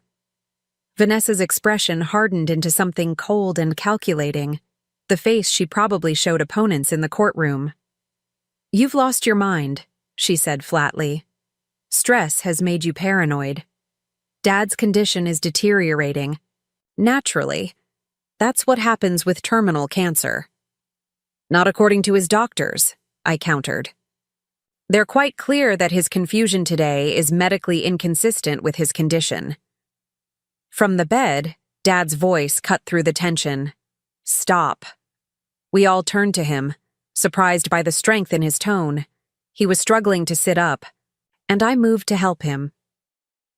"Dad, you should rest," I began, but he shook his head. "I need to understand what's happening," he insisted, his gaze moving between Vanessa, Diane, and me. "Rebecca, explain again what the doctors found." As clearly and calmly as I could, I explained the unauthorized medication, the timing, our suspicions. Dad listened silently, his expression growing more somber with each word. When I finished, he turned to Diane. "Did you do this?" The directness of his question seemed to shock her. "Harold, how can you ask me that? I would never." "Diane." His voice was quiet but firm. "The truth, please." Something in his tone broke through her protests. She stared at him for a long moment, then at Vanessa, who subtly shook her head. "It was just to help you sleep," Diane finally said, her voice small. "You've been so agitated lately with all this business drama. I thought—" "You thought drugging me would make me more compliant," Dad finished for her. "More easily influenced." Tears welled in Diane's eyes. "It wasn't like that." "It was exactly like that," Dad said, his voice hollow with disappointment. "The question is whether you were acting alone." All eyes turned to Vanessa, who maintained her composed facade. "This is absurd. Any medication." Dad stared at Vanessa for a long moment, the silence in the room heavy with accusation. Finally, he sighed deeply. "I'd like to speak with Vanessa, alone." Diane started to protest, but a sharp look from Dad silenced her. The security guard escorted her into the hallway, and after a moment's hesitation, I followed, giving my sister and father the privacy he'd requested. In the hallway, Diane collapsed into a chair, her carefully constructed appearance crumbling. She looked suddenly older, the fine lines around her eyes more pronounced under the harsh hospital lighting. "I was just trying to help," she whispered, though whether to herself or to me wasn't clear. I leaned against the wall opposite her, arms crossed. "By drugging my father?" She glanced up, eyes narrow despite her tears. "You don't understand. Vanessa deserves that company. She's always been the one Harold groomed for leadership. And that justified drugging him? Potentially harming him?" "It was a tiny dose," she defended, straightening her spine. "Just enough to make him more reasonable. The stress of all this fighting isn't good for him." The casual way she admitted to it, as if administering unprescribed medication to a cancer patient was a reasonable action, stunned me into momentary silence. "Hospital security will be filing a report," I finally said, "and I'll be requesting that Dad's medical team evaluate whether charges should be pressed." Diane's face paled. "Charges? Rebecca, be reasonable. I'm your stepmother." "You're someone who endangered my father's health for your own agenda," I corrected coldly. "The fact that we're related makes it worse, not better." Before she could respond, Alex arrived, slightly breathless from rushing. "I came as soon as I could. What's the situation?" I pulled him aside, keeping my voice low as I briefed him on the latest developments. Diane's partial confession, Dad's request to speak with Vanessa alone, the hospital's ongoing investigation. "This changes everything," Alex murmured, running a hand through his hair. "If they were actively attempting to create symptoms of incompetence after the withdrawal was signed, it could constitute fraud, elder abuse." "Let's not get ahead of ourselves," I cautioned, though the same thoughts had already crossed my mind. "Dad wanted to talk to Vanessa first. We need to respect that." Alex nodded reluctantly. "Fine, but I'm requesting copies of all security footage and medical reports, and I strongly suggest having a guard outside your father's room around the clock." After making the necessary arrangements with hospital administration, we waited in tense silence. Diane remained in her chair, occasionally dabbing at her eyes with a monogrammed handkerchief. I ignored her, focusing instead on the closed door, to Dad's room, wondering what was being said inside. Nearly 40 minutes passed before the door finally opened. Vanessa emerged, her expression unreadable as she approached us. "Dad wants to see all of you," she said simply, her voice carefully neutral. Inside, Dad looked exhausted but oddly at peace, sitting propped against his pillows. His gaze moved from Diane to Alex to me as we arranged ourselves around his bed.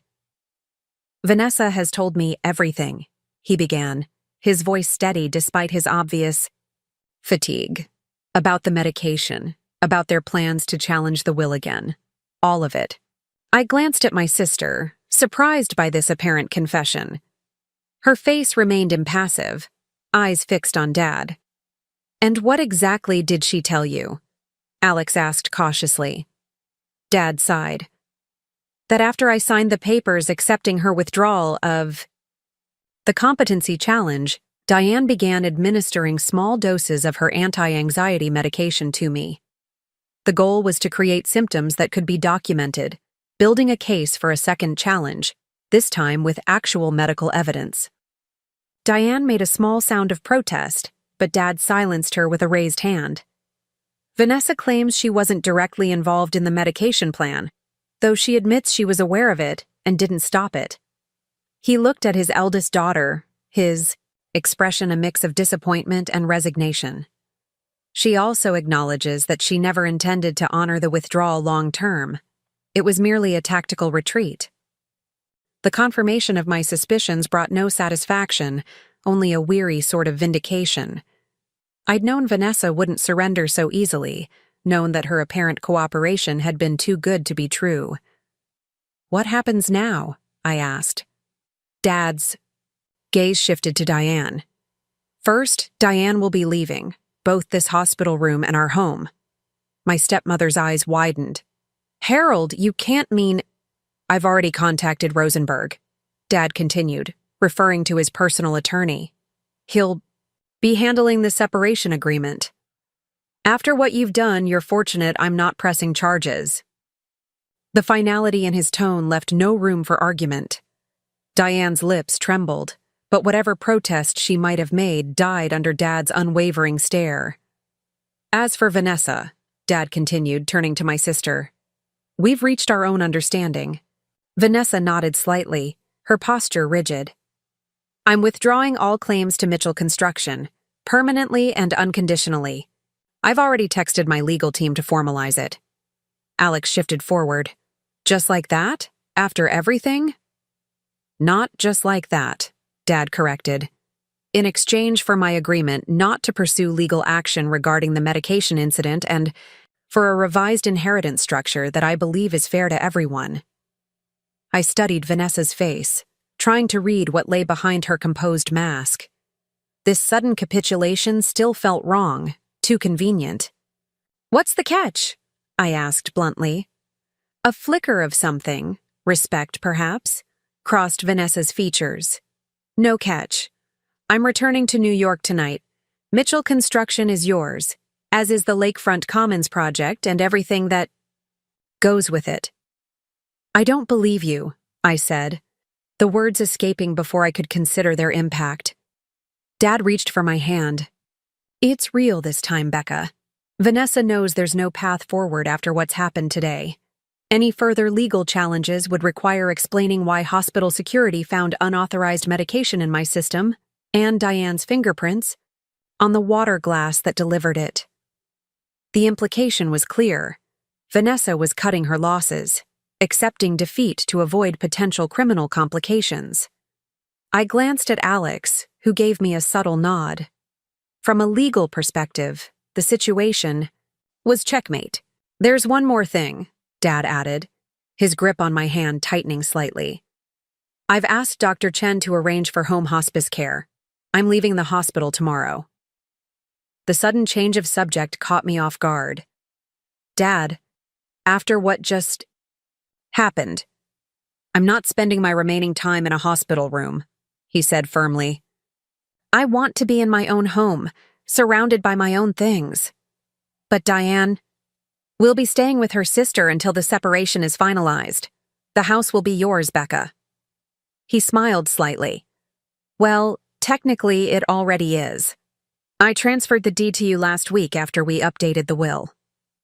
This was news to me, and evidently to Vanessa as well, judging by the slight narrowing of her eyes. But she quickly composed herself, smoothing invisible wrinkles from her skirt as she stood. I should go pack, she said briskly. My flight leaves at 7. Dad nodded. Goodbye, Vanessa. Despite everything, I do love you. Something flickered across my sister's face, a brief crack in her perfect facade, revealing a glimpse of genuine emotion. I know, Dad. Her voice was softer than I'd heard it in years. I love you too. With that, she turned and walked out, Diane trailing reluctantly behind her after a tearful farewell that Dad received with stoic politeness. Once they were gone, I turned to my father. Are you sure about this? The home hospice, I mean. He nodded, suddenly looking very tired. I'm sure. The doctors say it's a matter of weeks now, maybe a month if we're lucky. I'd rather spend that time in comfort. The casual way he discussed his remaining time hit me with fresh pain. Despite everything we'd been through, some part of me had been denying the inevitability of his death, focusing instead on the company succession drama. I'll make all the arrangements, I promised, swallowing past the lump in my throat. I know you will. He smiled, squeezing my hand. You always take care of everything, Becca. That's why you'll be a better CEO than I ever was. Alex tactfully excused himself, promising to return the next day with the final paperwork formalizing Vanessa's withdrawal. Alone with Dad, I pulled my chair closer to his bed. Did Vanessa tell you why? Why she was so determined to take the company if she never really wanted to run it? Dad was quiet for a moment, his gaze distant. She said it was never about the company itself. It was about being the chosen one, about having tangible proof that she was special. Special? I echoed, not understanding. That's how she put it. Dad's fingers tapped thoughtfully against the blanket. Vanessa's felt like she had to be exceptional her entire life. Top of her class, youngest partner at her firm, perfect in every way. He sighed. That was my fault. I put too much pressure on her, expected too much perfection. I thought about my sister. Always immaculate, always achieving, always performing. How exhausting it must have been to maintain that facade year after year. So the company was just another trophy, I said, unable to keep the bitterness from my voice. More than that, Dad corrected gently. It was validation. Proof that all those years of striving were worth something, that she really was the favorite. His eyes met mine, regret evident in their depths. I never realized how damaging that dynamic was, for both of you. The admission stunned me into silence. After all these years of feeling second best, of wondering why I was never quite good enough for his full attention, to hear him acknowledge the harm he'd caused was both validating and painful. I made so many mistakes as a father, he continued, his voice rough with emotion. After your mother died, I was lost. I clung to Vanessa because she was so much like me, ambitious, driven. You reminded me too much of your mother. Thoughtful, steady, kind. It hurt to see her in you. You've already told me this, I said softly, but I didn't tell you the rest. He shifted, wincing slightly from the movement. I favored Vanessa because she was easier to love from a distance. She didn't need my daily attention, just my approval, my resources, my name. You needed a real father, present and engaged, and I didn't know how to be that without your mother beside me. Tears pricked at my eyes. So you chose the easier path. I did, he admitted simply. And in doing so, I failed you both in different ways. I turned Vanessa into someone who values achievement over integrity, and I deprived you of the recognition you deserved. The stark honesty of his self-assessment broke something open inside me. All the years of hurt, of feeling inadequate, of watching Vanessa receive the praise and attention I craved, it all came pouring out in silent tears. Dad reached out, his hand trembling slightly as he wiped a tear from my cheek. I can't undo the past, Becca, but I can try to make things right now. The next morning was a flurry of activity as we prepared for Dad's discharge. Alex arrived early with the promised paperwork, Vanessa's unconditional withdrawal of all claims to Mitchell Construction, notarized and filed with the court. She actually did it, I said, reviewing the documents with a lingering sense of disbelief. She did, Alex confirmed. I had my associate verify the filing this morning. It's official. You're the undisputed CEO of Mitchell Construction, effective immediately.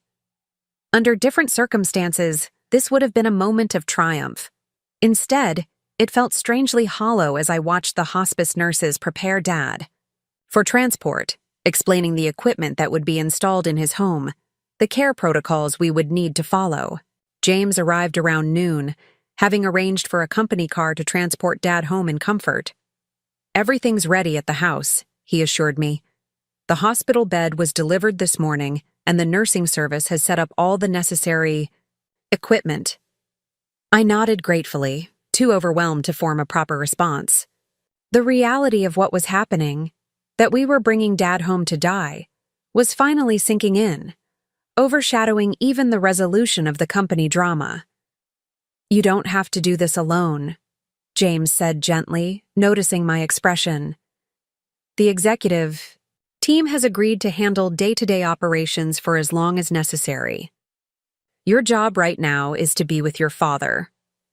I blinked back tears, touched by the understanding. Thank you, James. The journey home was mercifully brief. Dad remained alert throughout, gazing out the window at the familiar streets of Lakeside, with a kind of wistful fondness. Spring's coming early this year, he observed as we passed the lakefront park where he'd taught me to ride a bike decades ago. The crocuses are already blooming. I followed his gaze, noticing for the first time the small purple and yellow flowers pushing through the thawing ground. They're beautiful. Your mother loved crocuses, he said softly. Said they were brave little things, fighting through the cold earth to reach the sun. The casual reference to my mother, rare in our household after her death, caught me by surprise. I remember, I said. She used to plant them all along the front walk. Dad nodded, his eyes distant with memory. She did so many things I never properly appreciated until she was gone. When we arrived at the house, I was struck by how different it felt. Diane's presence had always dominated the space, her expensive artwork on the walls, her pristine white furniture that no one was allowed to sit on, her insistence on a formal, showroom-like atmosphere. But today, the house felt warmer, more welcoming. Someone, probably James or Olivia, had filled the entryway with vases of fresh flowers.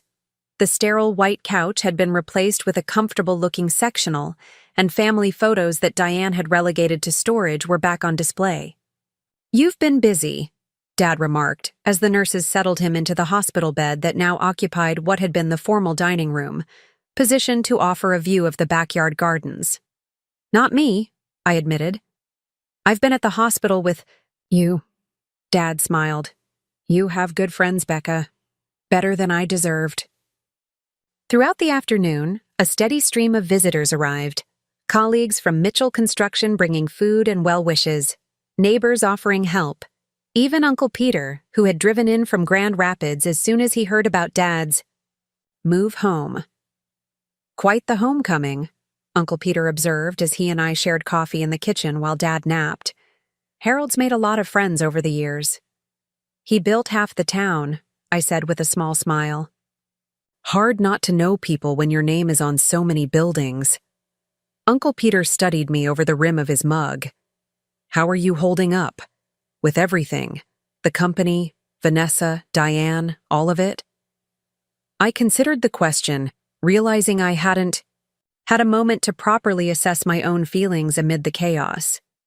"I'm not sure," I admitted. "It all happened so fast." "That tends to be how life-changing moments work," he said wisely. "No warning, no preparation. Just suddenly you're in the middle of a storm, trying to stay upright." "That's exactly it," I agreed, grateful for his understanding. One minute I'm accepting that Vanessa will get the company, the next I'm CEO and planning Dad's end-of-life care. Uncle Peter reached across the counter to pat my hand. "You're stronger than you know, Rebecca. Always have been. Even as a little girl, you had this quiet resilience about you." His words reminded me of what Dad had said, that I was like my mother. Steady, reliable, kind. I'd always interpreted that as boring, predictable, unexceptional. But perhaps those qualities had their own kind of strength. "Has anyone heard from Vanessa or Diane?" Uncle Peter asked, changing the subject. I shook my head. "Vanessa's back in New York. Diane's staying with her sister in Chicago until—" I trailed off, not wanting to say, "until Dad dies."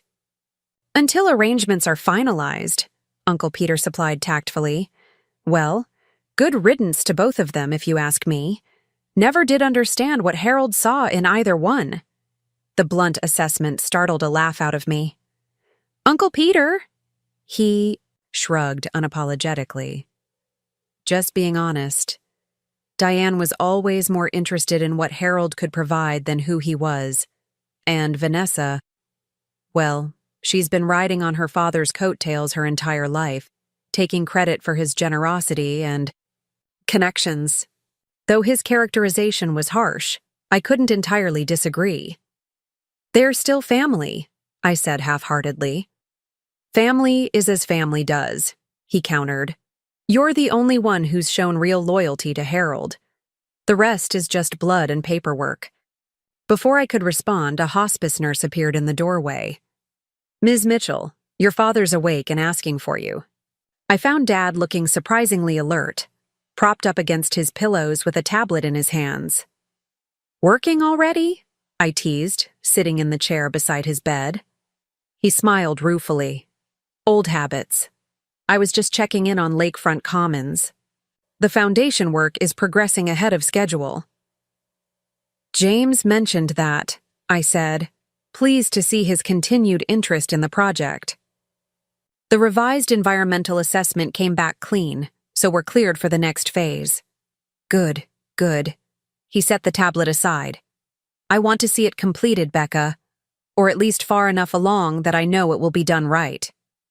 The unspoken "before I die" hung in the air between us.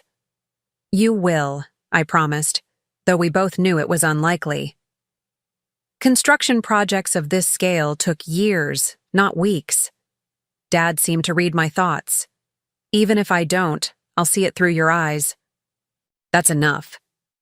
The simple statement caught me off guard, and I had to look away to compose myself. When I turned back, Dad was watching me with an expression I couldn't quite decipher. "What?" I asked. "I was just thinking about time," he said thoughtfully. "How we always think we have more of it than we do. All the things I meant to say to you over the years but never found the right moment." "You can say them now," I offered. He nodded slowly. "I can try." He reached for my hand. "Starting with this. I'm proud of you, Rebecca. Not just for what you've accomplished at the company, but for who you are as a person. You have integrity, compassion, and strength, qualities I sometimes lost sight of in my focus on ambition and success." The words I'd waited a lifetime to hear brought fresh tears to my eyes. "Thank you, Dad." "There's something else," he continued, his expression turning more serious. "Something I should have told you years ago, about your mother's death." I froze, uncertain what revelation could be coming. Mom's death had always been presented as straightforward, a car accident on an icy road, instant and unavoidable. "What about it?" I asked cautiously. Dad's grip on my hand tightened. "The night she died, we'd had an argument. About Vanessa, actually. Your mother felt I was putting too much pressure on her, setting impossible standards." This was news to me. In my childhood memories, my parents rarely argued about anything. "She left the house upset," Dad continued, his voice rougher now. "If we hadn't been fighting, she wouldn't have been on that road at that time." Understanding dawned. "Dad, you can't blame yourself for an accident." "I've carried that guilt for 17 years, he admitted quietly. "Not just for the argument, but for how I handled everything afterward. Instead of being present for you girls, I retreated into work. Instead of honoring your mother's concerns about how I was raising Vanessa, I doubled down on pushing her toward achievement. I thought about how our family had changed after Mom died. Dad becoming more distant, Vanessa more driven, me more invisible. Why are you telling me this now?"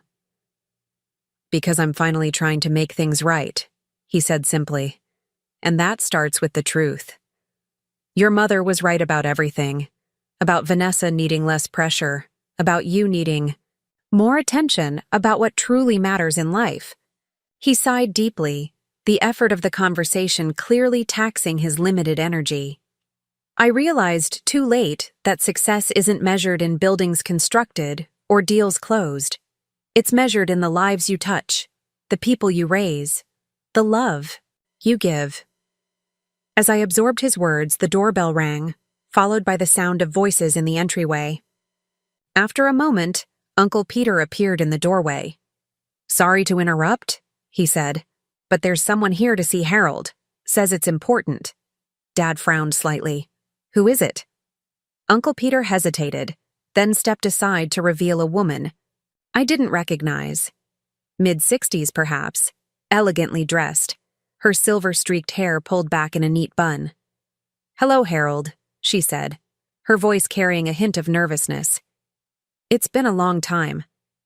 Dad's reaction was immediate and shocking. All color drained from his face, his eyes widening in disbelief. "Margaret?" he whispered, the name barely audible. The woman, Margaret apparently, stepped further into the room, her gaze never leaving Dad's face. "I heard about your illness. I'm sorry I didn't come sooner." I looked between them, confused by the intensity of their exchange. "Dad? Who is this?" Dad seemed to remember my presence with a start. "Rebecca," he said, his voice unsteady. "This is Margaret Wilson, James's wife, and my former business partner." The name meant nothing to me. In all the years I'd known James, his wife had never been involved with Mitchell Construction. "Former business partner?" I echoed, bewildered. Margaret smiled gently. "It was a very long time ago, before you were born." Dad's expression had settled into something between shock and resignation. Margaret was one of the original founders of Mitchell Construction.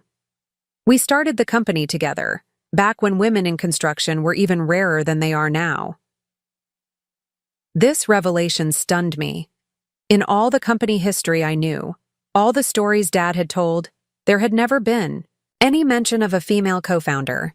"What happened?" I asked, looking between them. Margaret glanced at Dad, clearly waiting for him to answer. When he remained silent, she sighed softly. "Life happened," she said diplomatically. "Different visions for the company, personal complications.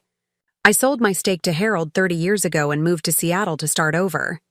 The careful way she phrased it suggested there was much more to the story. Dad confirmed this by saying, "Margaret is being kind. The truth is, I pushed her out when she opposed my expansion plans. I was young, ambitious, and convinced I knew better." "And did you?" I asked. "Know better?" Dad shook his head ruefully. "Her vision was actually more aligned with what Mitchell Construction eventually became, focused on community development, sustainability, the kinds of projects that improve people's lives. I was more interested in commercial development, high-profile buildings with my name on them." "It worked out for both of us," Margaret interjected graciously. "I built a successful firm in Seattle, and Harold created something remarkable here." Uncle Peter, who had been watching this exchange with visible fascination, cleared his throat. "I'll leave you folks to catch up," he said, retreating from the doorway. When he was gone, Margaret moved closer to Dad's bed. "James told me about what happened with Vanessa and the company, that your younger daughter is taking over now." Dad nodded, reaching for my hand. "Rebecca. She's been the heart of Mitchell Construction for years, though I was too blind to see it." Margaret turned her kind gaze on me.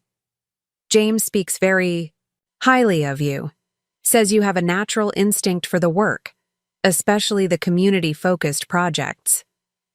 "Thank you," I said, still trying to process this unexpected appearance and the revelations it brought. "How long are you in town?" "Just a few days. I'm staying with James and Patricia."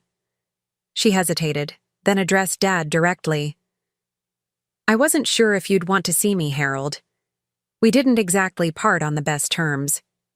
Dad's expression softened. "That was my fault, not yours. I'm glad you came, Margaret. There are amends I should have made long ago." Understanding that they needed privacy for this conversation, I stood.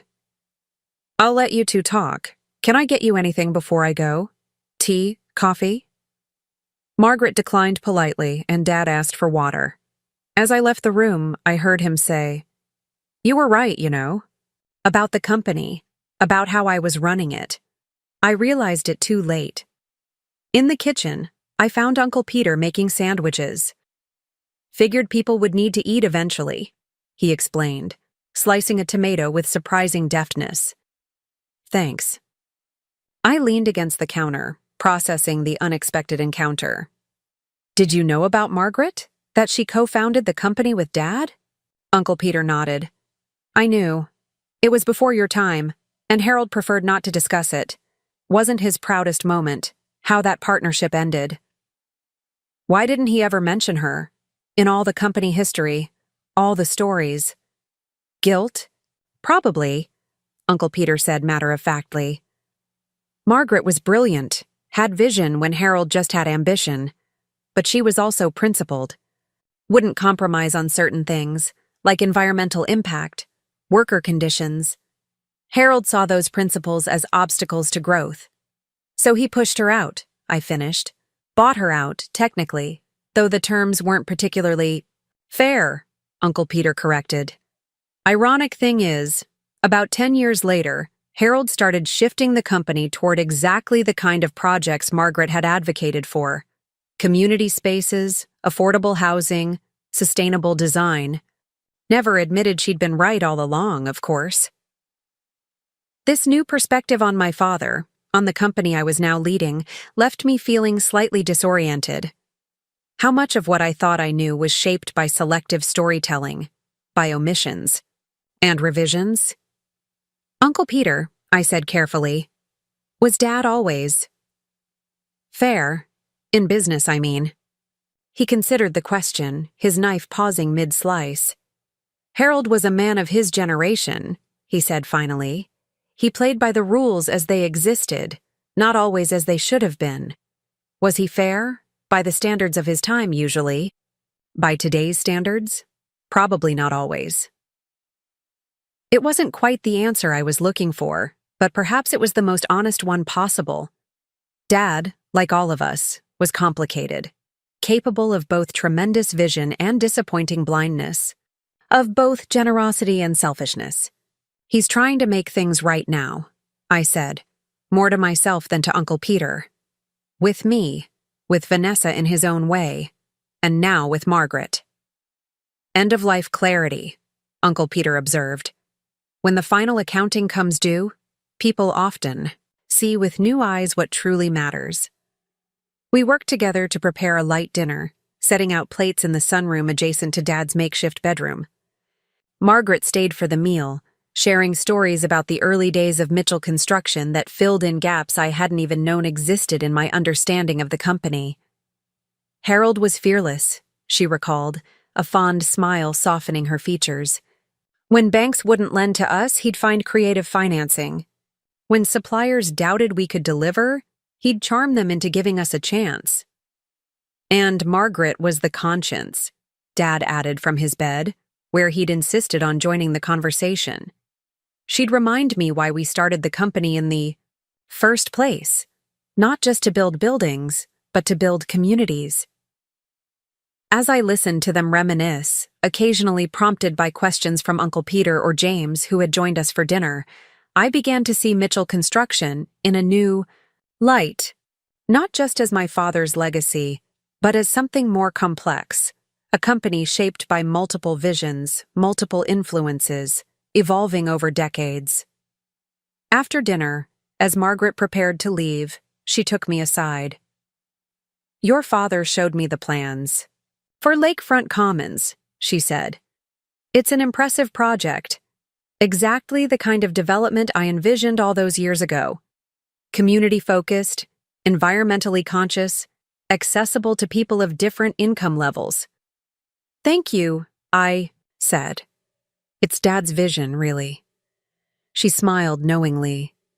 "James tells me you've been the driving force behind many of its most innovative elements. The affordable housing component was your idea, wasn't it? And the sustainable energy systems?" I nodded, surprised that James had given me credit for those contributions. "You should be proud," Margaret continued. "Leading a company like Mitchell Construction is about more than profit margins and impressive architecture. It's about shaping the community where people live, work, and build their lives." As she spoke, I felt a new sense of purpose settling over me. Taking over Mitchell Construction wasn't just about proving myself to Dad or outmaneuvering Vanessa. It was about honoring a legacy bigger than any one person. A legacy that, I was beginning to realize, aligned more closely with my own values than I'd previously understood. "I'd love to hear more about your work in Seattle," I told her. "Perhaps before you leave town?"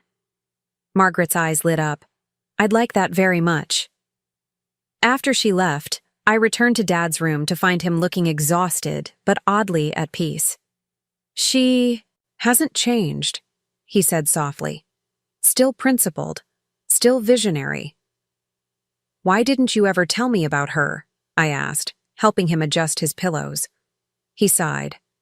Pride, I suppose, and shame. I didn't behave well when our partnership ended. It's not a chapter of my life I'm proud of. But you built something remarkable together, I pointed out. That part of the story matters too. Dad nodded thoughtfully. You're right. There are many chapters of Mitchell Construction's history. You should know, the good and the bad. If I have time, I'll share them with you. The if hung heavily between us. We both knew his time was limited, measured now in weeks, perhaps even days. I'd like that, I said simply. As night fell and the hospice nurse returned for Dad's evening care, I retreated to my old bedroom, now converted to a home office. Sitting at the desk, I opened my laptop and pulled up the Lakefront Commons plans, seeing them with fresh eyes after my conversation with Margaret. The project truly was a culmination of everything Mitchell Construction had evolved to become. A blend of commercial success and community benefit, of ambitious vision and principled execution. In a way, it represented a reconciliation of the competing philosophies that had once divided Dad and Margaret. My phone buzzed with a text from Alex. How's everything going? Need anything? I considered the question, realizing that for the first time in weeks, I felt a strange sort of calm. Not happiness exactly. Dad was still dying, Vanessa was still estranged, the weight of running Mitchell Construction still loomed large, but perhaps acceptance of all of it. We're okay, I texted back. Dad had an unexpected visitor.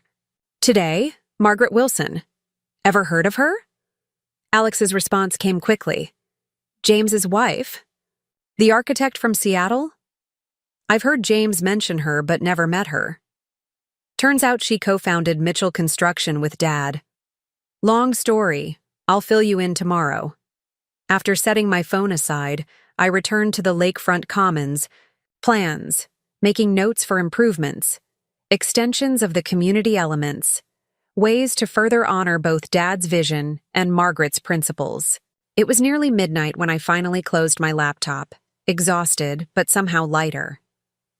As I prepared for bed, I glanced out the window at the clear spring night, stars visible despite the city lights. Something Margaret had said during dinner came back to me. Buildings outlast us all. Make sure what you build reflects the best of who you are.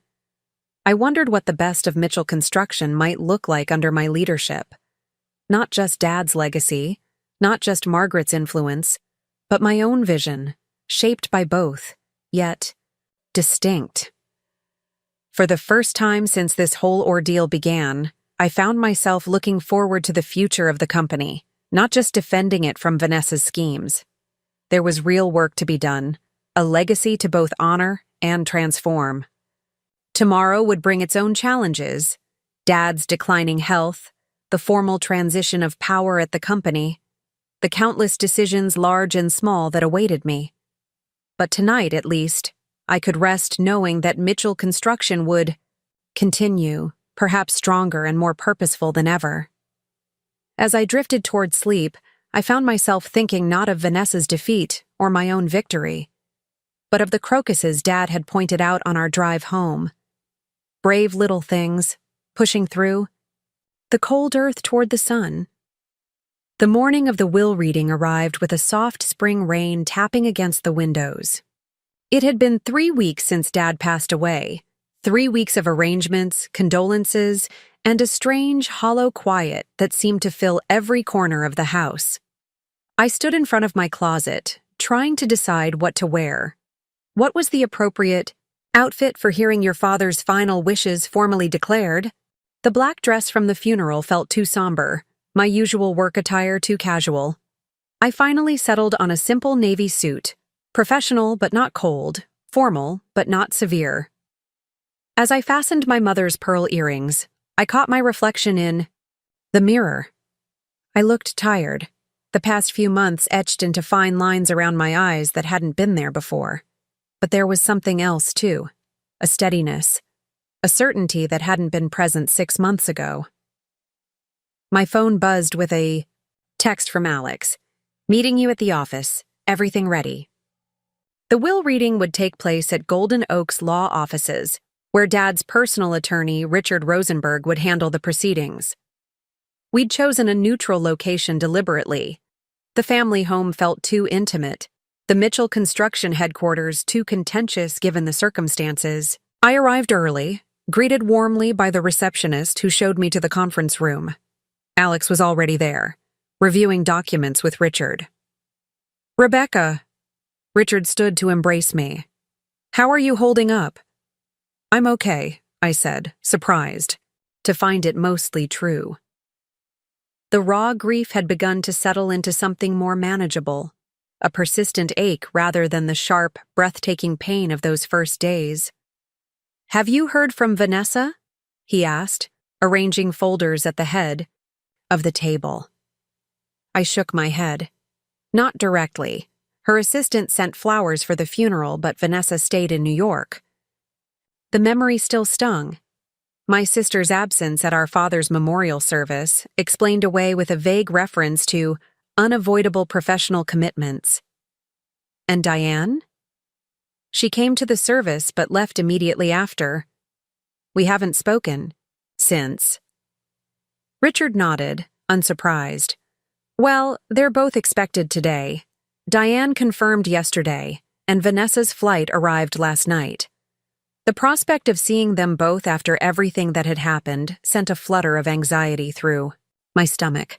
Despite the clear legal resolution of the company succession, I couldn't shake the feeling that Vanessa might have one final move planned. As if summoned by my thoughts, the conference room door opened and Diane stepped in. She looked diminished, somehow her designer clothes hanging slightly looser on her frame, her usually perfect makeup unable to fully conceal the shadows beneath her eyes. "Rebecca," she greeted me with cool formality. "Diane," I replied, maintaining the same distance.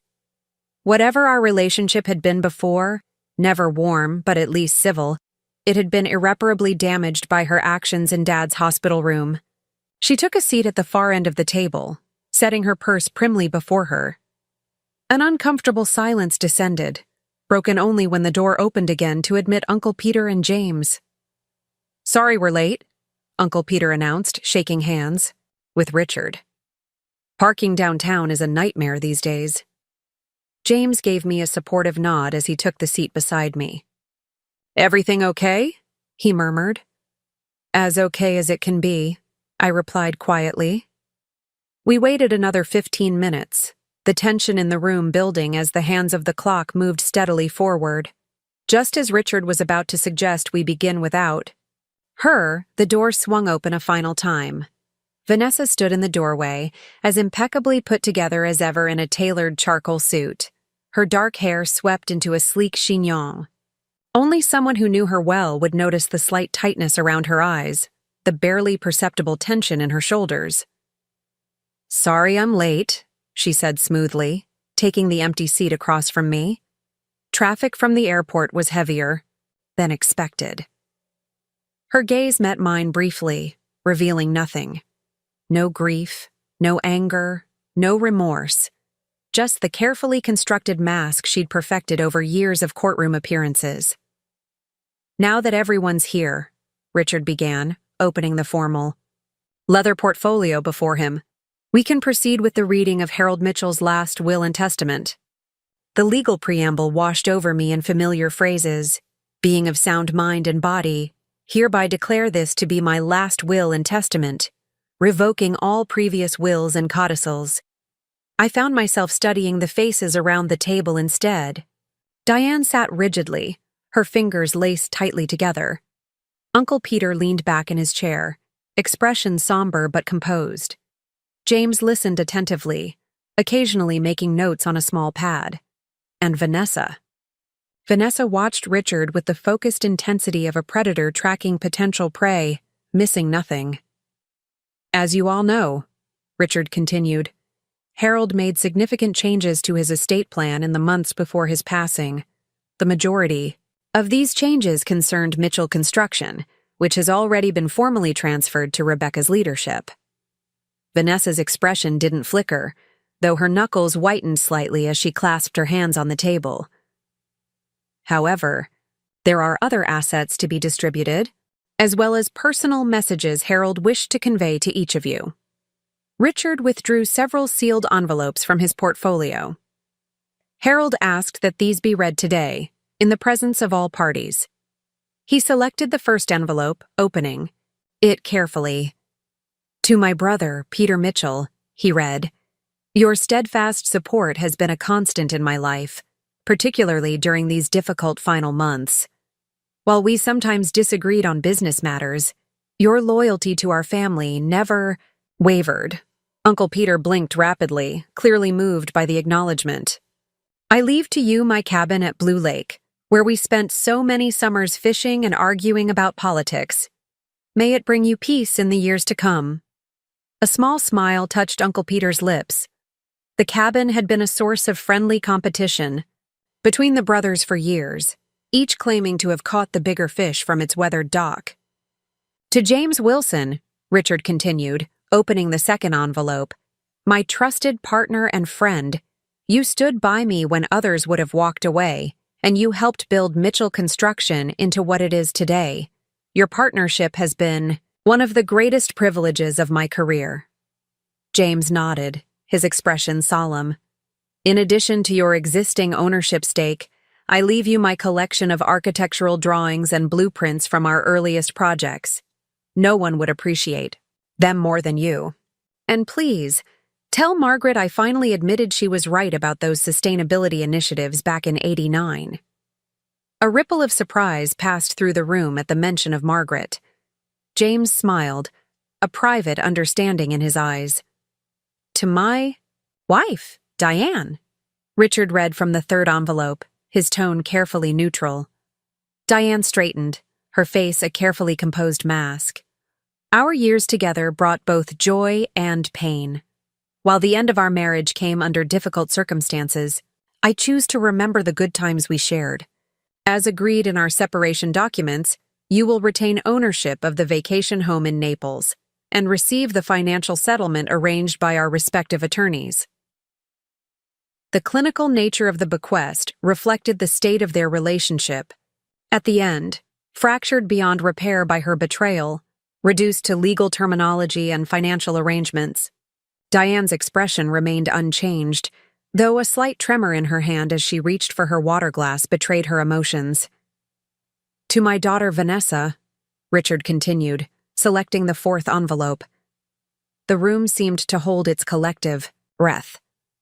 Despite the legal resolutions of recent months, this was the moment that truly mattered. Dad's final message to his firstborn. "From the day you arrived, you amazed me with your brilliance and determination. I pushed you to excel, to achieve, to be exceptional in everything you attempted, perhaps too hard, as your mother often suggested." Vanessa's perfect composure wavered slightly, a flash of vulnerability crossing her features before she could master it. "While Mitchell Construction will not be your legacy as once planned, I have established the Harold Mitchell Foundation for Educational Excellence with an initial endowment of $10 million. You will serve as chairperson of this foundation, guiding its mission to provide scholarships to deserving students who demonstrate academic promise and leadership potential." A soft gasp escaped her, quickly suppressed. The foundation was substantial, not the company she'd expected to inherit, but a significant responsibility and trust nonetheless. "Additionally, I leave you my minority stake in Lakeside Development, partners, and my collection of rare first editions, which you admired since childhood. My hope is that you will find fulfillment in New York, pursuing your own path rather than the one I prescribed for you." Richard paused, then continued in a softer voice. "I am proud of you, Vanessa, not for your achievements, but for who you are. I'm sorry I didn't make that distinction clearer during my life." Vanessa's eyes shone with unshed tears, For a moment, the perfect facade cracked, revealing the wounded daughter beneath the polished attorney exterior. And finally, Richard said, opening the last envelope, to my daughter, Rebecca.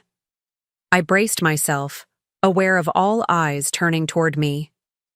You were right beside me during the darkest days, not for recognition or reward, but because that's who you are, steadfast, compassionate, loyal to your core. In you, I see your mother's best qualities alongside strengths entirely your own.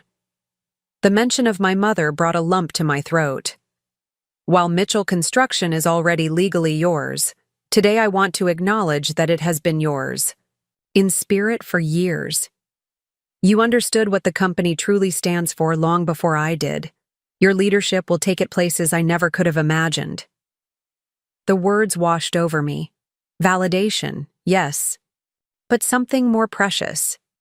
Understanding. Dad had seen me, truly seen me, in those final months. I also leave you the family home and its contents, with the exception of specific items designated elsewhere in this will. And in the small safe, in my office, you'll find your mother's journals. She would have wanted you to have them. My mother's journals? I hadn't even known they existed. The thought of reading her words, connecting with her thoughts after all these years, left me momentarily speechless. There is one final bequest, Richard continued, directed to both my daughters jointly. Vanessa and I exchanged surprised glances across the table. In the bank vault at Lakeside Trust is a collection of family photographs, letters, and mementos that tell the story of our family, both the moments of pride and the moments of failure. I ask that you review these together, as sisters rather, than adversaries. The request hung in the air between us, challenging and hopeful. The Mitchell legacy belongs to both of you, in different ways. My hope is that you will find a way forward that honors the past while creating your own futures. Richard folded the letter carefully. That concludes the formal bequests. There are additional details regarding tax implications and trust structures that we can discuss individually with each beneficiary. As the meeting dissolved into practical conversations about paperwork and signatures, I found myself watching Vanessa. She sat perfectly still, her expression unreadable as she absorbed everything that had just been revealed.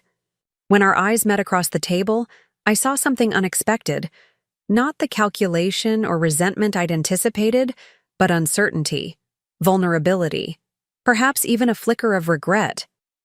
After the necessary documents were signed, we filed out of the conference room into the reception area. Uncle Peter and James departed first, followed by Diane, who left without speaking to either Vanessa or me. And then it was just the two of us, standing awkwardly in the elegant lobby, years of competition and hurt stretching between us like an unbridgeable chasm. "Congratulations," Vanessa said finally, her voice cool but not hostile. "Dad made the right choice with the company." The admission, so unexpected, so unlike her, momentarily stunned me into silence. "The foundation is a significant responsibility," I replied when I found my voice. "He knew you'd excel at it." She nodded, adjusting the strap of her designer handbag. "I fly back tonight. There's a case waiting for me." Of course. The familiar pattern reasserted itself. Vanessa leaving, always leaving, never staying long enough for anything real to develop between us. An uncomfortable silence fell. We were strangers who shared blood and history, bound together by a father whose love had shaped us in profoundly different ways. "About Dad's request," I began hesitantly. "The family mementos at the bank." "I don't know when I'll be back in Michigan," she said quickly, the automatic deflection so familiar it was almost comforting in its predictability. "They'll keep," I said, not pushing. "Whenever you're ready." Something flickered in her eyes. Surprise, perhaps, that I wasn't insisting or demanding as Dad might have done. "Maybe over the holidays," she conceded, a small olive branch. "Maybe." I smiled slightly, acknowledging the gesture for what it was. Not a promise, but a possibility. As we stepped outside into the spring sunshine, I was struck by how differently we'd emerged from the same childhood. Vanessa, brilliant but restless, forever chasing approval through achievement. Me, steadfast but overlooked, finding purpose in the work itself rather than the recognition it brought. "Take care of yourself, Rebecca," Vanessa said, extending her hand in a formal goodbye. I looked at her outstretched hand, then back at her face, my sister's face, with our mother's eyes and our father's determined chin. Instead of shaking her hand, I stepped forward and hugged her. She stiffened momentarily, then awkwardly patted my back before stepping away. "You too, Vanessa," I said softly. "The company isn't the only part of Dad's legacy worth preserving." She nodded once, a complex emotion crossing her features too quickly to interpret, then turned and walked toward the waiting taxi. I watched her go, feeling neither victory nor vindication. Just a quiet certainty that Dad's final lesson was his. Most important, legacy isn't about buildings constructed or fortunes amassed. It's about the lives we touch, the relationships we nurture, the wounds we heal before it's too late. As I walked to my car, I thought about the work awaiting me. Not just at Mitchell Construction, but in understanding my father's complex life through the mementos he'd left behind. In reading my mother's journals, hearing her voice again after so many years of silence, in possibly, someday, rebuilding some kind of relationship with my sister. The favorite child, the golden daughter, those labels seemed suddenly childish, reductive. We had both been loved, both been damaged, both been shaped by a father who did his imperfect best. And now we would both move forward, carrying different pieces of his legacy into futures of our own making. Up next, you've got 2 more standout stories right on your screen. If this one hit the mark, you won't want to pass these up. Just click and check them out.